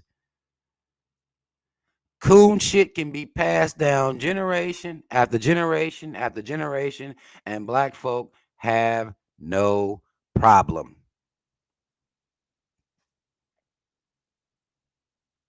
Coon shit.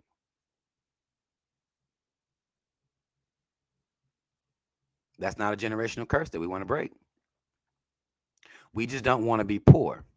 That's a generational curse that we want to break. And I'm not saying there's anything wrong with that in any type of way. But that can't be the only thing. But black people have it to where that's the only thing. Teaching your kids how the government work, that's not a generational curse you want to break. Teaching your kid to get the fuck up off your knees now. Get off your knees right now. Get off of them. You want to read the Bible, you read it like you read any other novel that exists. Read it just like you read the fucking Odyssey. Get off your knees. That's not a generational curse we want to break. So then it begs me to ask the question, is a generational curse is something we really trying to break? Because at the root of all of the generational curses is anti-blackness. It's coon shit. But don't nobody want to talk about that, though. Don't nobody want to deal with that, though. How does government work?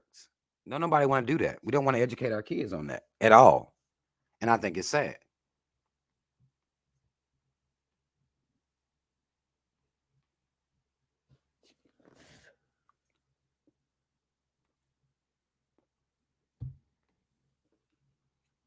We got to be mindful of the shit we be talking about and the power that we give, this system. I saw a post, goddamn coon ass Steve Harvey. Now, I don't understand how this, well, I do. He's a coon. So I guess I'm answering my own conundrum as to understanding why he's even out here like that. He is a full-blown coon. But he says he don't want to return to comedy because of cancel culture. Let me tell you something. This is one of the problems I got with these black entertainers.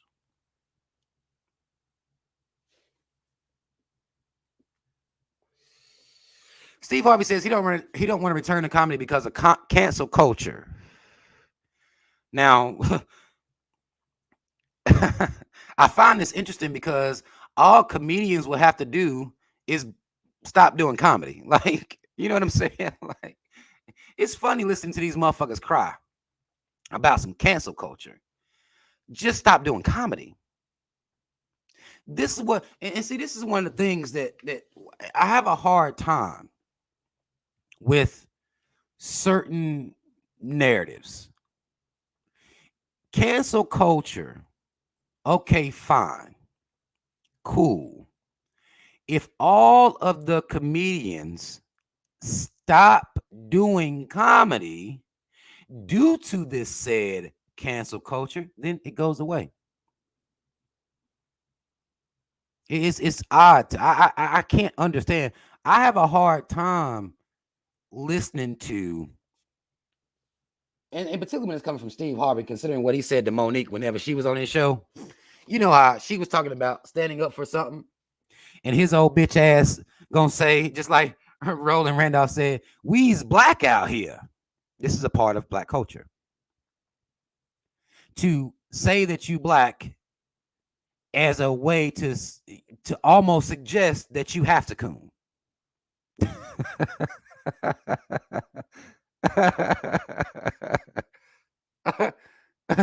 That boy said, "We's black out here." Monique was somehow standing up for herself, knowing her worth and her value. And this coon ass nigga said, "We's black out here."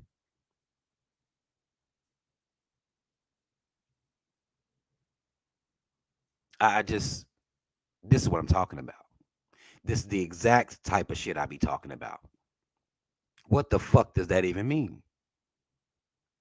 What he's able to do is tuck his blackness away. Use his blackness as a caricature to be funny on Family Feud to some people. He's real funny. I don't think he's funny. But he's able to tuck his blackness away, get this deal and do this show and do this show and do all this little shit by tucking his blackness away at all times. But then want to come out here and talk about how he's not coming back to comedy because of cancel culture. It doesn't make any sense. Get all the comedians together and let them and inspire them to just cancel comedy, period. If you're going to censor us, we just won't do comedy. Same thing is happening with these workers out here right now, quitting these motherfucking bullshit ass jobs. It's the same thing. It's the same exact thing. Now what you noticing happening? Now again, we still got to deal with this inflation. I posted about that the other day on Instagram as well. We've been talking about inflation here on this channel and what a facade inflation is and how it should be criminal, but it's not. And we won't force politicians to deal with it, even though we love talking about going to goddamn vote. We damn sure won't challenge none of these politicians to talk about no real shit. Okay, bitch ass nigga, what the fuck is this inflation shit about? And what are you going to do about that? Right? But you have workers that are quitting these jobs. I even posted about that, and I love to see it. Quitting these motherfucking jobs, forcing these jobs to up their wages of pay. That's what they're going to have to do. You don't have a choice. Oh, Valley, don't start preaching in here like this now. Don't do it. Don't you do it. Valley says, why don't they start their own black comedy company or sports company? They love being under massa. Don't start preaching in here now. I'm going to have to pass around a goddamn collection plate. They could do it. They was all hyped when Tyler Perry got his shit jumped off down there in Georgia, wasn't they? They was hyped. Hype about what Tyler Perry had going on down there.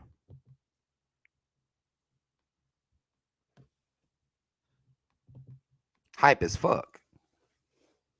ain't came together and did shit. That's why I don't have respect for black entertainers. I don't have any respect for them. I'm sorry. Um, they get this money. They claim that they hire black people. I'm not saying they don't hire some black people, but they could be they could be out here really. If let me just say, I'll say it like this: if a couple of regular working class families could go buy a town in Georgia, then can't nobody tell me these rich black people could not have bought multiple towns by now if they wanted to. But no, they'd rather buy a mansion up next to the goddamn caves and stunt in front of black people, all online, and be worshipped by black people for that. I just I can't. I don't have respect for black entertainers. I don't, because they could again, and I know people gonna say, well, you can't, tell them how to spend their money or whatever like that. And you right, I can't tell them shit, but I don't have to fucking respect them either. So as you say to me, I can't tell them how to spend their money, then you need to also be saying you can't tell me to respect these motherfuckers either. You just can't. I can't tell them what to do with their bread. You absolutely right. But I don't have to respect them either. I don't respect them.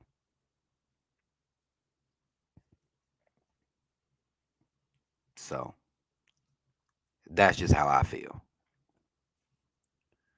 I understand, you know, it's their money, they can do whatever they want, but it's just like, well, okay, where's the city, where's the town? You can start somewhere with those type of moves being made, but that's not happening. This is why I don't. This is why I don't believe in the idea of just worshiping these people just because they're celebrities. Yeah, no, that's not an excuse, Miss Valley. Rob, but we seen what happened to Nip, so who knows? Nip was one man, and this is the problem. Nipsey Hussle, one man. I'm talking about black people coming together. You see what I'm saying? This individualism is a flaw that we have. Nip was one man, was down in his area, and I respect what he was doing.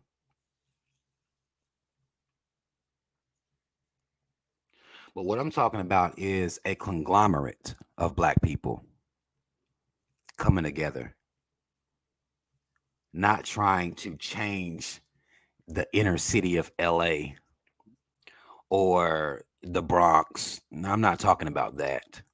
I'm talking about black folk going off and doing their own thing. Like it just that's I guess in my mind that's kind of how I see it. You know what I'm saying? If that makes any sense. They could easily be buying these, like I said, the families that got together in Georgia, I mean, they got together and just went in there and bought the shit. You know what I'm saying? And what Nipsey was doing was trying to build in a city that's already, I ain't want to say established, but already has, everything going on already. I'm talking about ground up. And I hate that happened to that brother too. But if black people would stick together, you know what I'm saying? But we don't do that. We don't do that shit at all.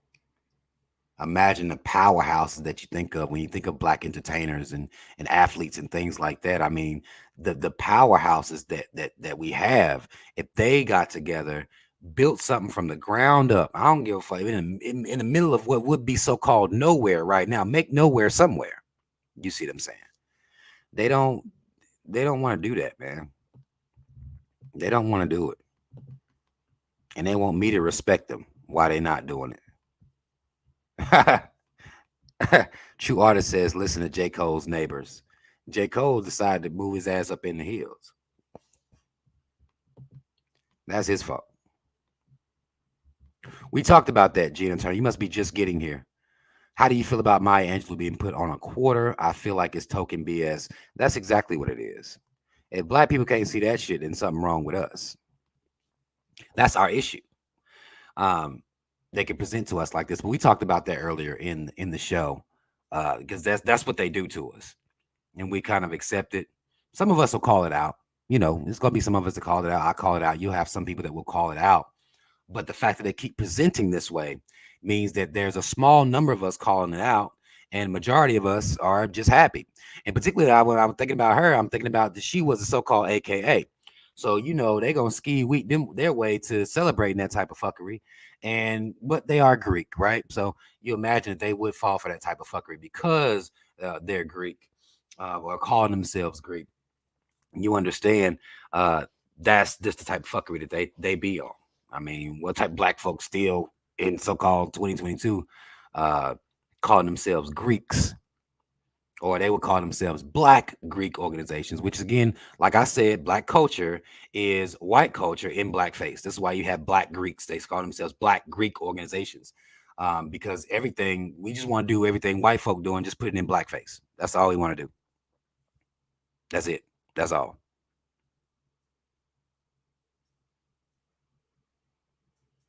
You see what I'm saying? And that's one of the issues I have with so-called black culture.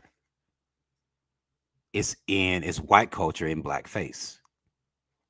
You see, and that's my problem with it. Just like Black Greek organizations, which ain't nothing but you know white Greek in blackface, it's the same shit. It's so it permeates through our entire culture. Everything. It's a whole bunch of coon shit. I'm telling you, like, if you really look at our culture, if you think of it right now, you can just type some of the things that you consider black culture in the comment section, and you'll see what it is. Even when you think about black culture, what you think black culture is, you'll see it. Name some things that you think black culture is.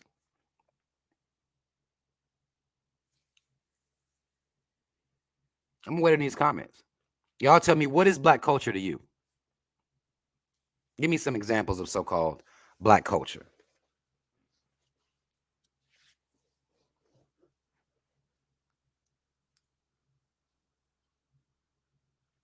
And I'm gonna give y'all time, and I'm gonna really, we're gonna look at this stuff together, because I know what I think about when black culture is um, mentioned, and what we say when we say somebody's stealing our culture.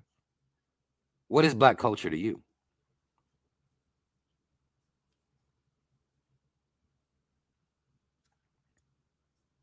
These are facts, and that's the problem. Little it's up. That's the problem. The white man did give us that culture. That's why ain't no black pride in it, because that's what he never wanted us to have. Him and his mama never wanted us to have black pride. That's why it's not a part of our culture.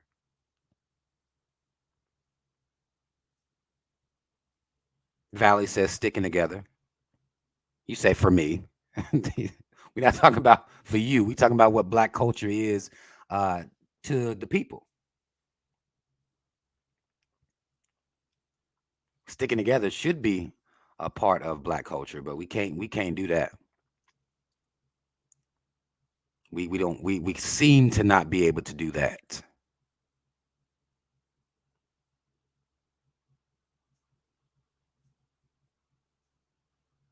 I appreciate that, Linda. I really do appreciate that. Anybody? What is black culture to you? Or I guess when you think about black culture, what does it look like to you? Some of us may think of hip hop, you know, things like that. Is it a tough question? It could be a tough question. Valley says cornrows.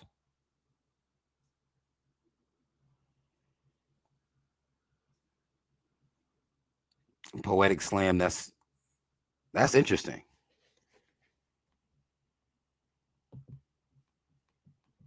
Says black culture is about having pride in who you are as a black person living in a corrupted racist system. No, sir. Poetic. What you over there talking about, man? That's not real. Poetic. That may be what it is to you. And a lot of y'all are confusing what I'm asking you. Not what it is to you. Because you can't even convince black people that they live in a corrupted racist system. That's not real. Black folk, no, no. Black folk not about to believe you on that. You have to argue with them. The only system that they believe is corrupt is maybe the cops. Maybe.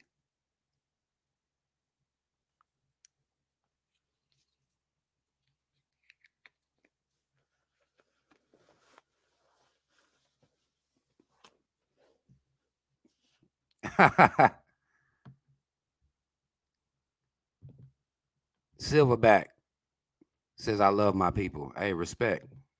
Not many of us do.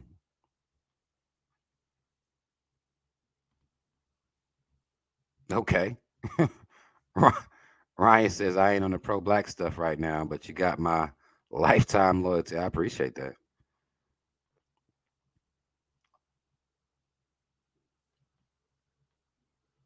I don't know what pro black stuff is, though. How do you take time out to not be pro yourself? That's interesting. London Link says closest thing we got would be African or island culture. You better not tell that to them. You see what they did to Ari Lennox. You better cut that shit out now. You better cut that shit out, London. They just went ham on Ari for saying that she was having a peaceful, great time over in Ghana. They went ham on her for that. You better not let them motherfuckers. They not gonna allow you to say that African or island culture. They're not gonna let you say that's black culture. That's it. Kwanzaa and talking about Africa.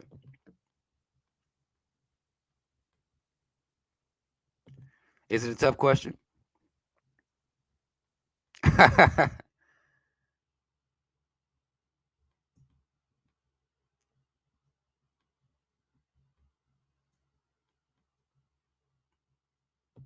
I can understand it is a tough question because we haven't defined what black culture is. We haven't. We have not defined what black culture is. That's why I think we should. Imani says, um, is creating black culture creating shelter for our people to survive off this land? Nope. Well, no. Yes. Is that creating black culture? Yes. But is that what black culture is now?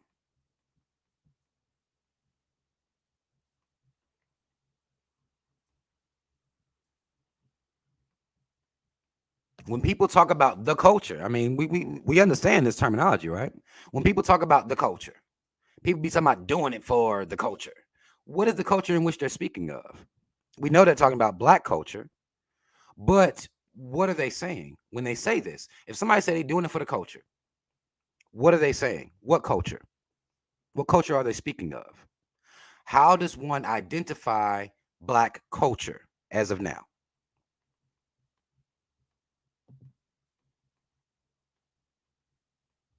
These are facts.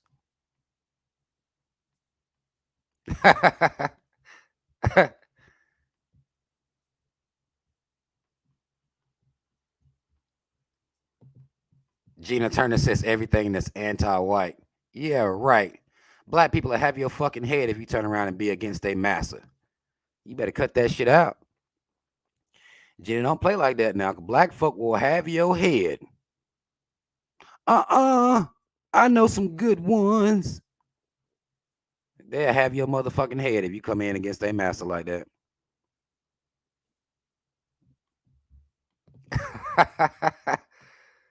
grits, grits and biscuits gravy. Y'all know, I'm gonna tell you something. This is interesting because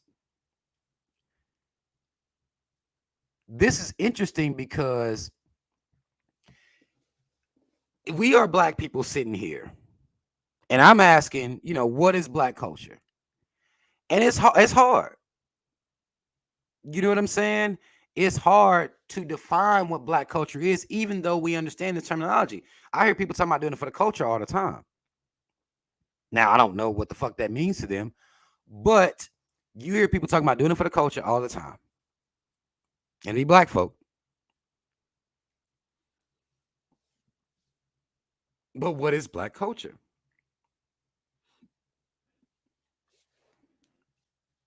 Y'all know as black folk, this shouldn't even be a hard question to answer.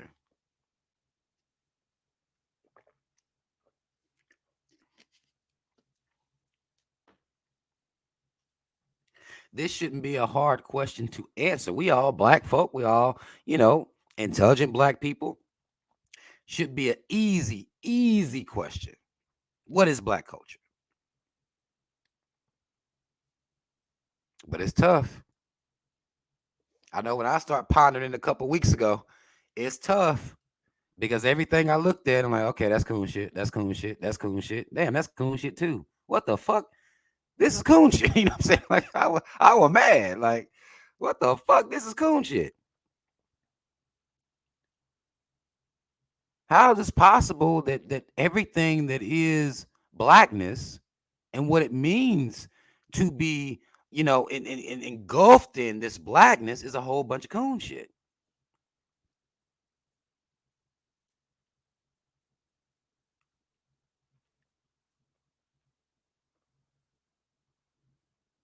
And it made me mad. Like, I ain't gonna lie to you. I got mad. I said, well, God damn it now. We need to change this culture, create this culture, and the foundation should be black pride.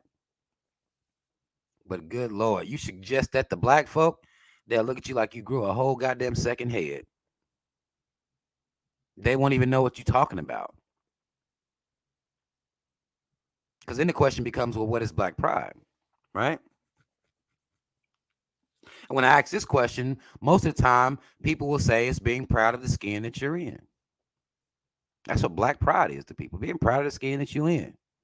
This is black folks' answer to what is black pride. Being proud of the skin that you're in. Okay. But that skin got a history. That skin has a whole history that led you to where you are to this very day. A history that can't be ignored because the things are still happening to this very day. No matter how much you want to deny it, you can go start your business, make you a couple of dollars, and call black folk broke if you want to. That skin has a history. And you can't put it up. Now, some of these coon ass niggas that go out here, have surgeries, bleach their skin, do all types of shit. But that skin got a history. And there's a certain form or a certain element of militancy that comes with black pride, in my opinion. Because I understand these terms change depending on who you're talking to. There's a certain form of militancy that comes with black pride, in my opinion. You see. To where you'll have people that will accept that you are proud of your skin tone, but don't want to hear anything about how you understand institutional racism and how this system is against people who look like you. They don't want to hear about that. That's not a part of black pride.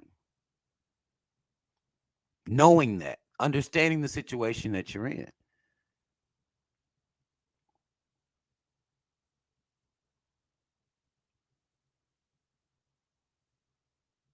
You see,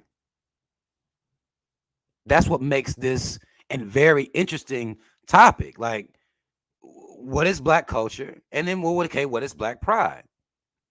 Both of these things, it seems that the meaning changes depending on who you ask. This is how I know that we don't have this thing buckled down yet. And at some point, we need to get it buckled down to where we have one uniform definition of what black culture is and what black pride is.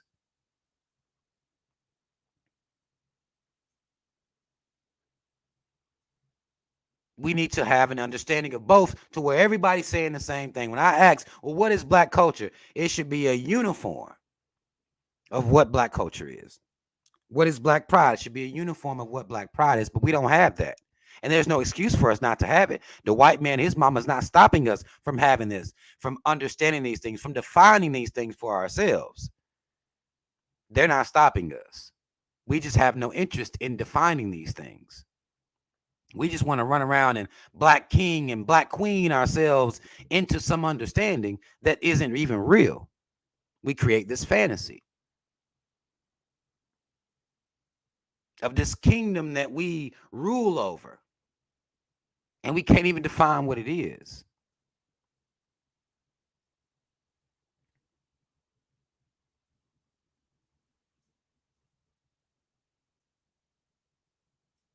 We can't.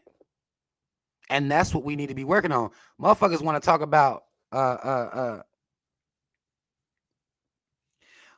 want to talk about, you know, how much changes they're gonna make in the new year. Now, I would argue that y'all black folk need to stop celebrating New Year with these caves. Okay? Stop celebrating the New Year with the caves. Stop marking the new year. Because when I say celebrate, I'm not talking about party. I'm just saying making a note. Okay, it's a new year now. Stop doing that with the caves. Because you're putting all this energy, this reinvigoration, you giving it to the caves and their new year. We need to stop doing that. But if we're going to be redefining things, making ourselves better, I think one of the main focuses that we should have is defining what black culture is and defining what black pride is. Okay, Amani, let me see. Hold on. Let me get to you. What you got? Amani says, explain how we can differentiate the two. Shouldn't we be proud of something? Most definitely. This is not me telling you not to be proud of anything. Black people have accomplished many great things. Many great things. But we still lose it. See, I can't ignore that part.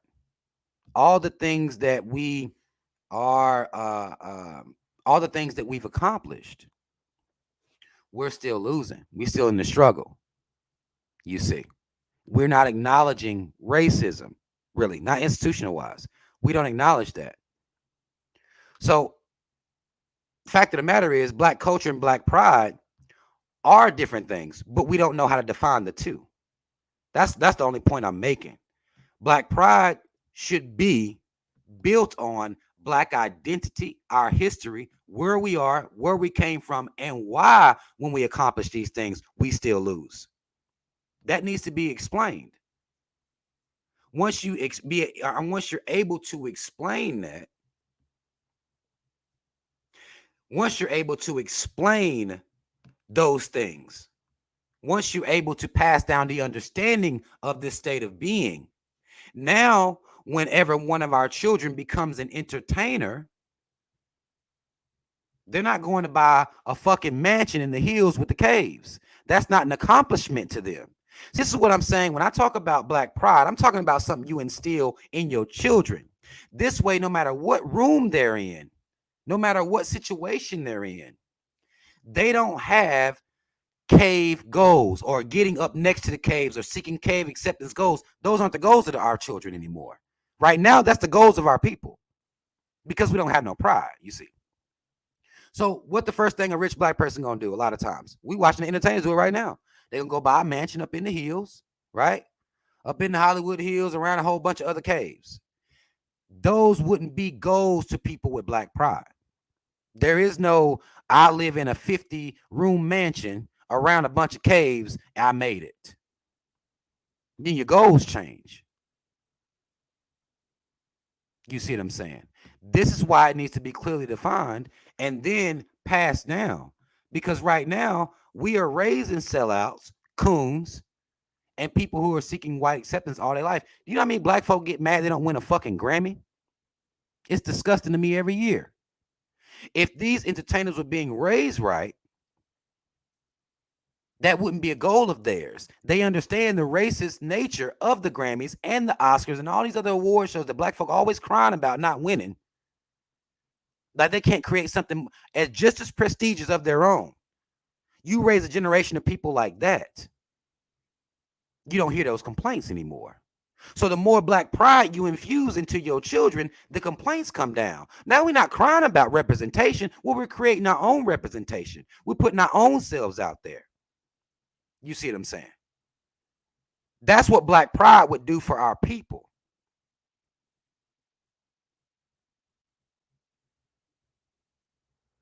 But we're not doing that. And through that black pride, the culture would then start to define itself. Because it's built on something. But we dropped, to me, at least in my opinion, we're dropping the ball on infusing black pride because we don't know what it is to begin with.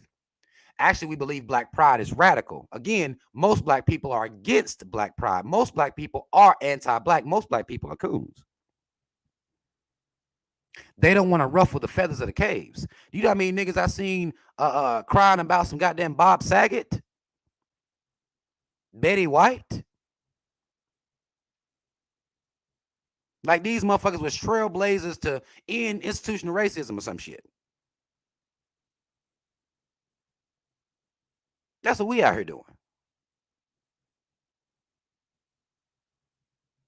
Like they did something for black folk. Now, I watch Full House like everybody else. Uncle Jesse and them and, Joey and all these motherfuckers. Okay, cool. Golden Girls, classic show, cool. They didn't take time in their real life to fight against institutional racism. I saw black folk out here acting like they had lost a goddamn family member or some shit.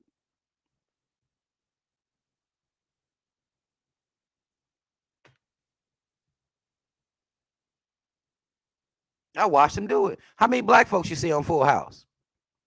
How many times you think Bob Saget went to the director like, hey, man, what the fuck? Ain't no black people in the script? What do you think about the Golden Girls? How many black folks? None. So here we are crying about people who didn't give a fuck nothing about the black folk, period.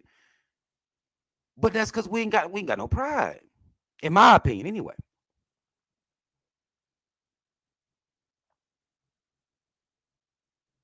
Because racism still is alive and well, because of this fact, I'm not at liberty to be celebrating caves that died who didn't do anything to fight against this system. I'm not at liberty. I'll leave them mourning to their families. I'm not at liberty to do that. We don't do that here.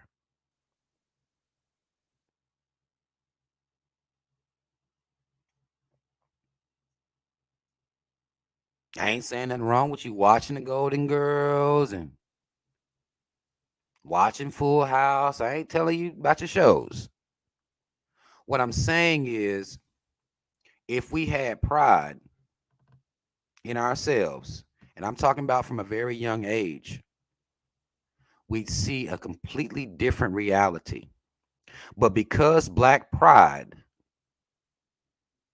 is something that we are against as a people by and large, because we're constantly trying not to ruffle feathers, make white folk uncomfortable, and convince them that we're not rebellious, that we have no interest in fighting against the system. And that's the only way we can be accepted by them. That's a problem. That's a problem, y'all. And I don't care how many motherfuckers tell me I'm crazy, but over it.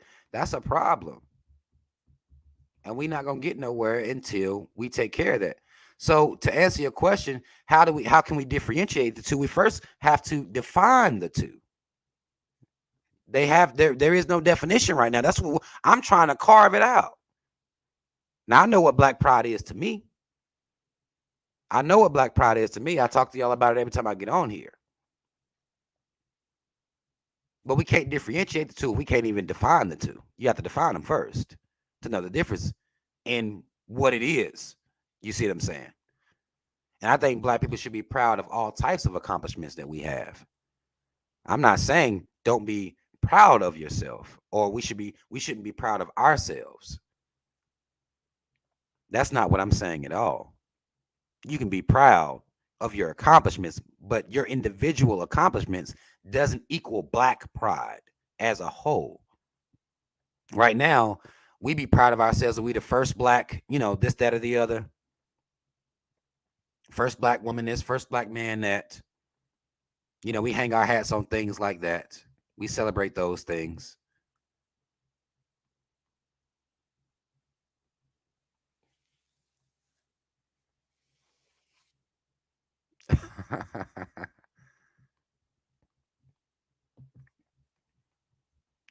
Yeah, I don't know, Joe. I mean, I wasn't hating on black folk. R.I.P. and Bob Saget. Okay, R.I.P. But some people go a little bit too far. You know what I'm saying? And black folk have a tendency to do that for celebrities and caves in general. They go a little bit too far. We have a tendency to act like that. You see. But I do feel like we need to define these things, and we have yet to do so. And when I come on here, of course, my viewpoints are looked at as would be radical or extreme. And black people have been anti-pro black for so long that it's normal. That has seeped and ingratiated itself into what's normal culture for us. And I think that's sad. You see what I'm saying? That is really, really sad. That I'm going to have to argue with other black people about my stances.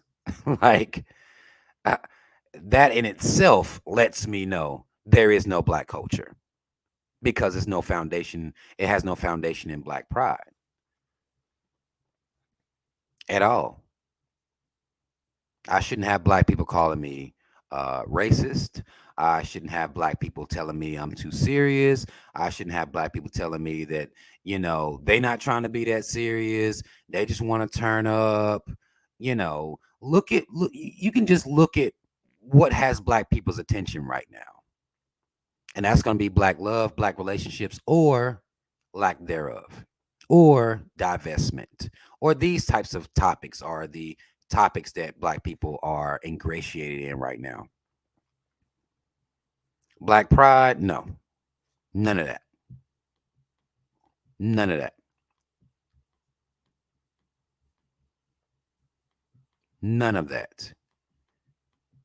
So it was just, it's that I'm experiencing. And of course, I can teach this stuff to my children and hope it stick, right?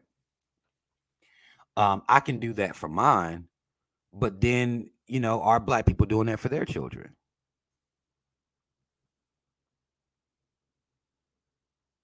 Like, I don't want to be called racist or, because I don't believe that black kids or black people should wear white images on their clothes. I don't want to be called racist for that, but I am by other black folk.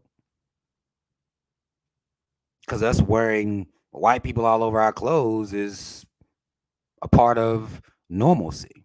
That's just a part of that's what we do. Little white cartoon characters and shit like that.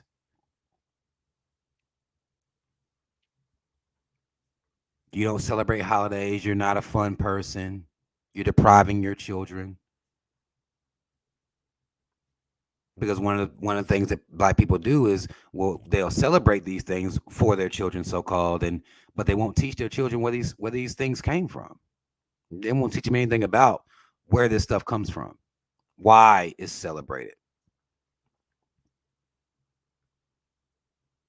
So our kids end up being ignorant and just celebrating shit as a tradition. I had somebody tell me that the electric slide was black culture. I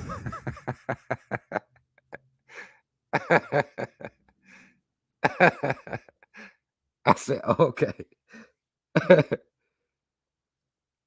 Oh, okay.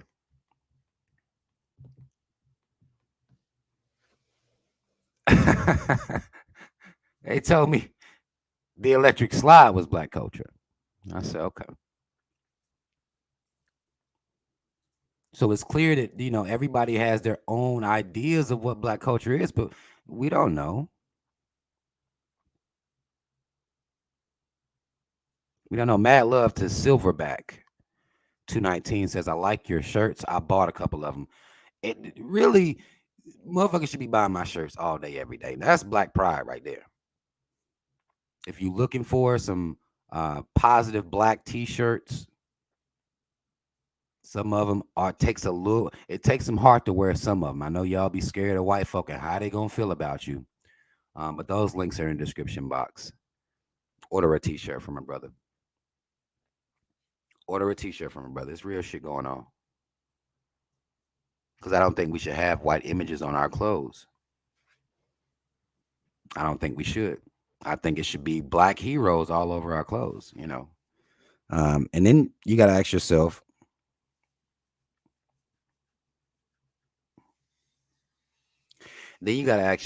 why don't these rich black people have, clothing lines come out with that celebrate nothing but our black heroes? You see. Why not? Why not? And that's just, that's the questions I ask. At some point, we're going to have to clearly define these things. At some point, being anti-black is going to have to be taken out of black culture, because right now, being anti-black it's too much. It's too normal. You know what I'm saying? Like being anti-pro-black militancy. Let me just say the whole thing out. It's just too. It's too radical to other black people. It's too radical. Black Panther Party, 5,000 members out of millions of black people. Come on now. It's mind blowing to me. It's mind blowing to me. But y'all, I done been on here for damn near 3 hours. I want to say mad love to anybody who stayed, listen to the entire show. I'm about to get the fuck off here. Again, if y'all want to order some t-shirts from me, if you want to hit me up about anything, my email's in the description box. Follow me on social media. All that stuff is in the description box. I think this is going to be a conversation that I have on multiple fronts, because like I said, when we talk about breaking generational curses, that Coon spirit is not something that we ever talk about breaking. I think we do want our kids to be successful monetarily, but as far as mentality and black pride is concerned, we have no interest in those things at all. We have our blackness is a caricature. It's a loudmouth, hood, black woman is a pants sagging, hat backwards black man. And this is how we view ourselves. And this is what we think our culture is.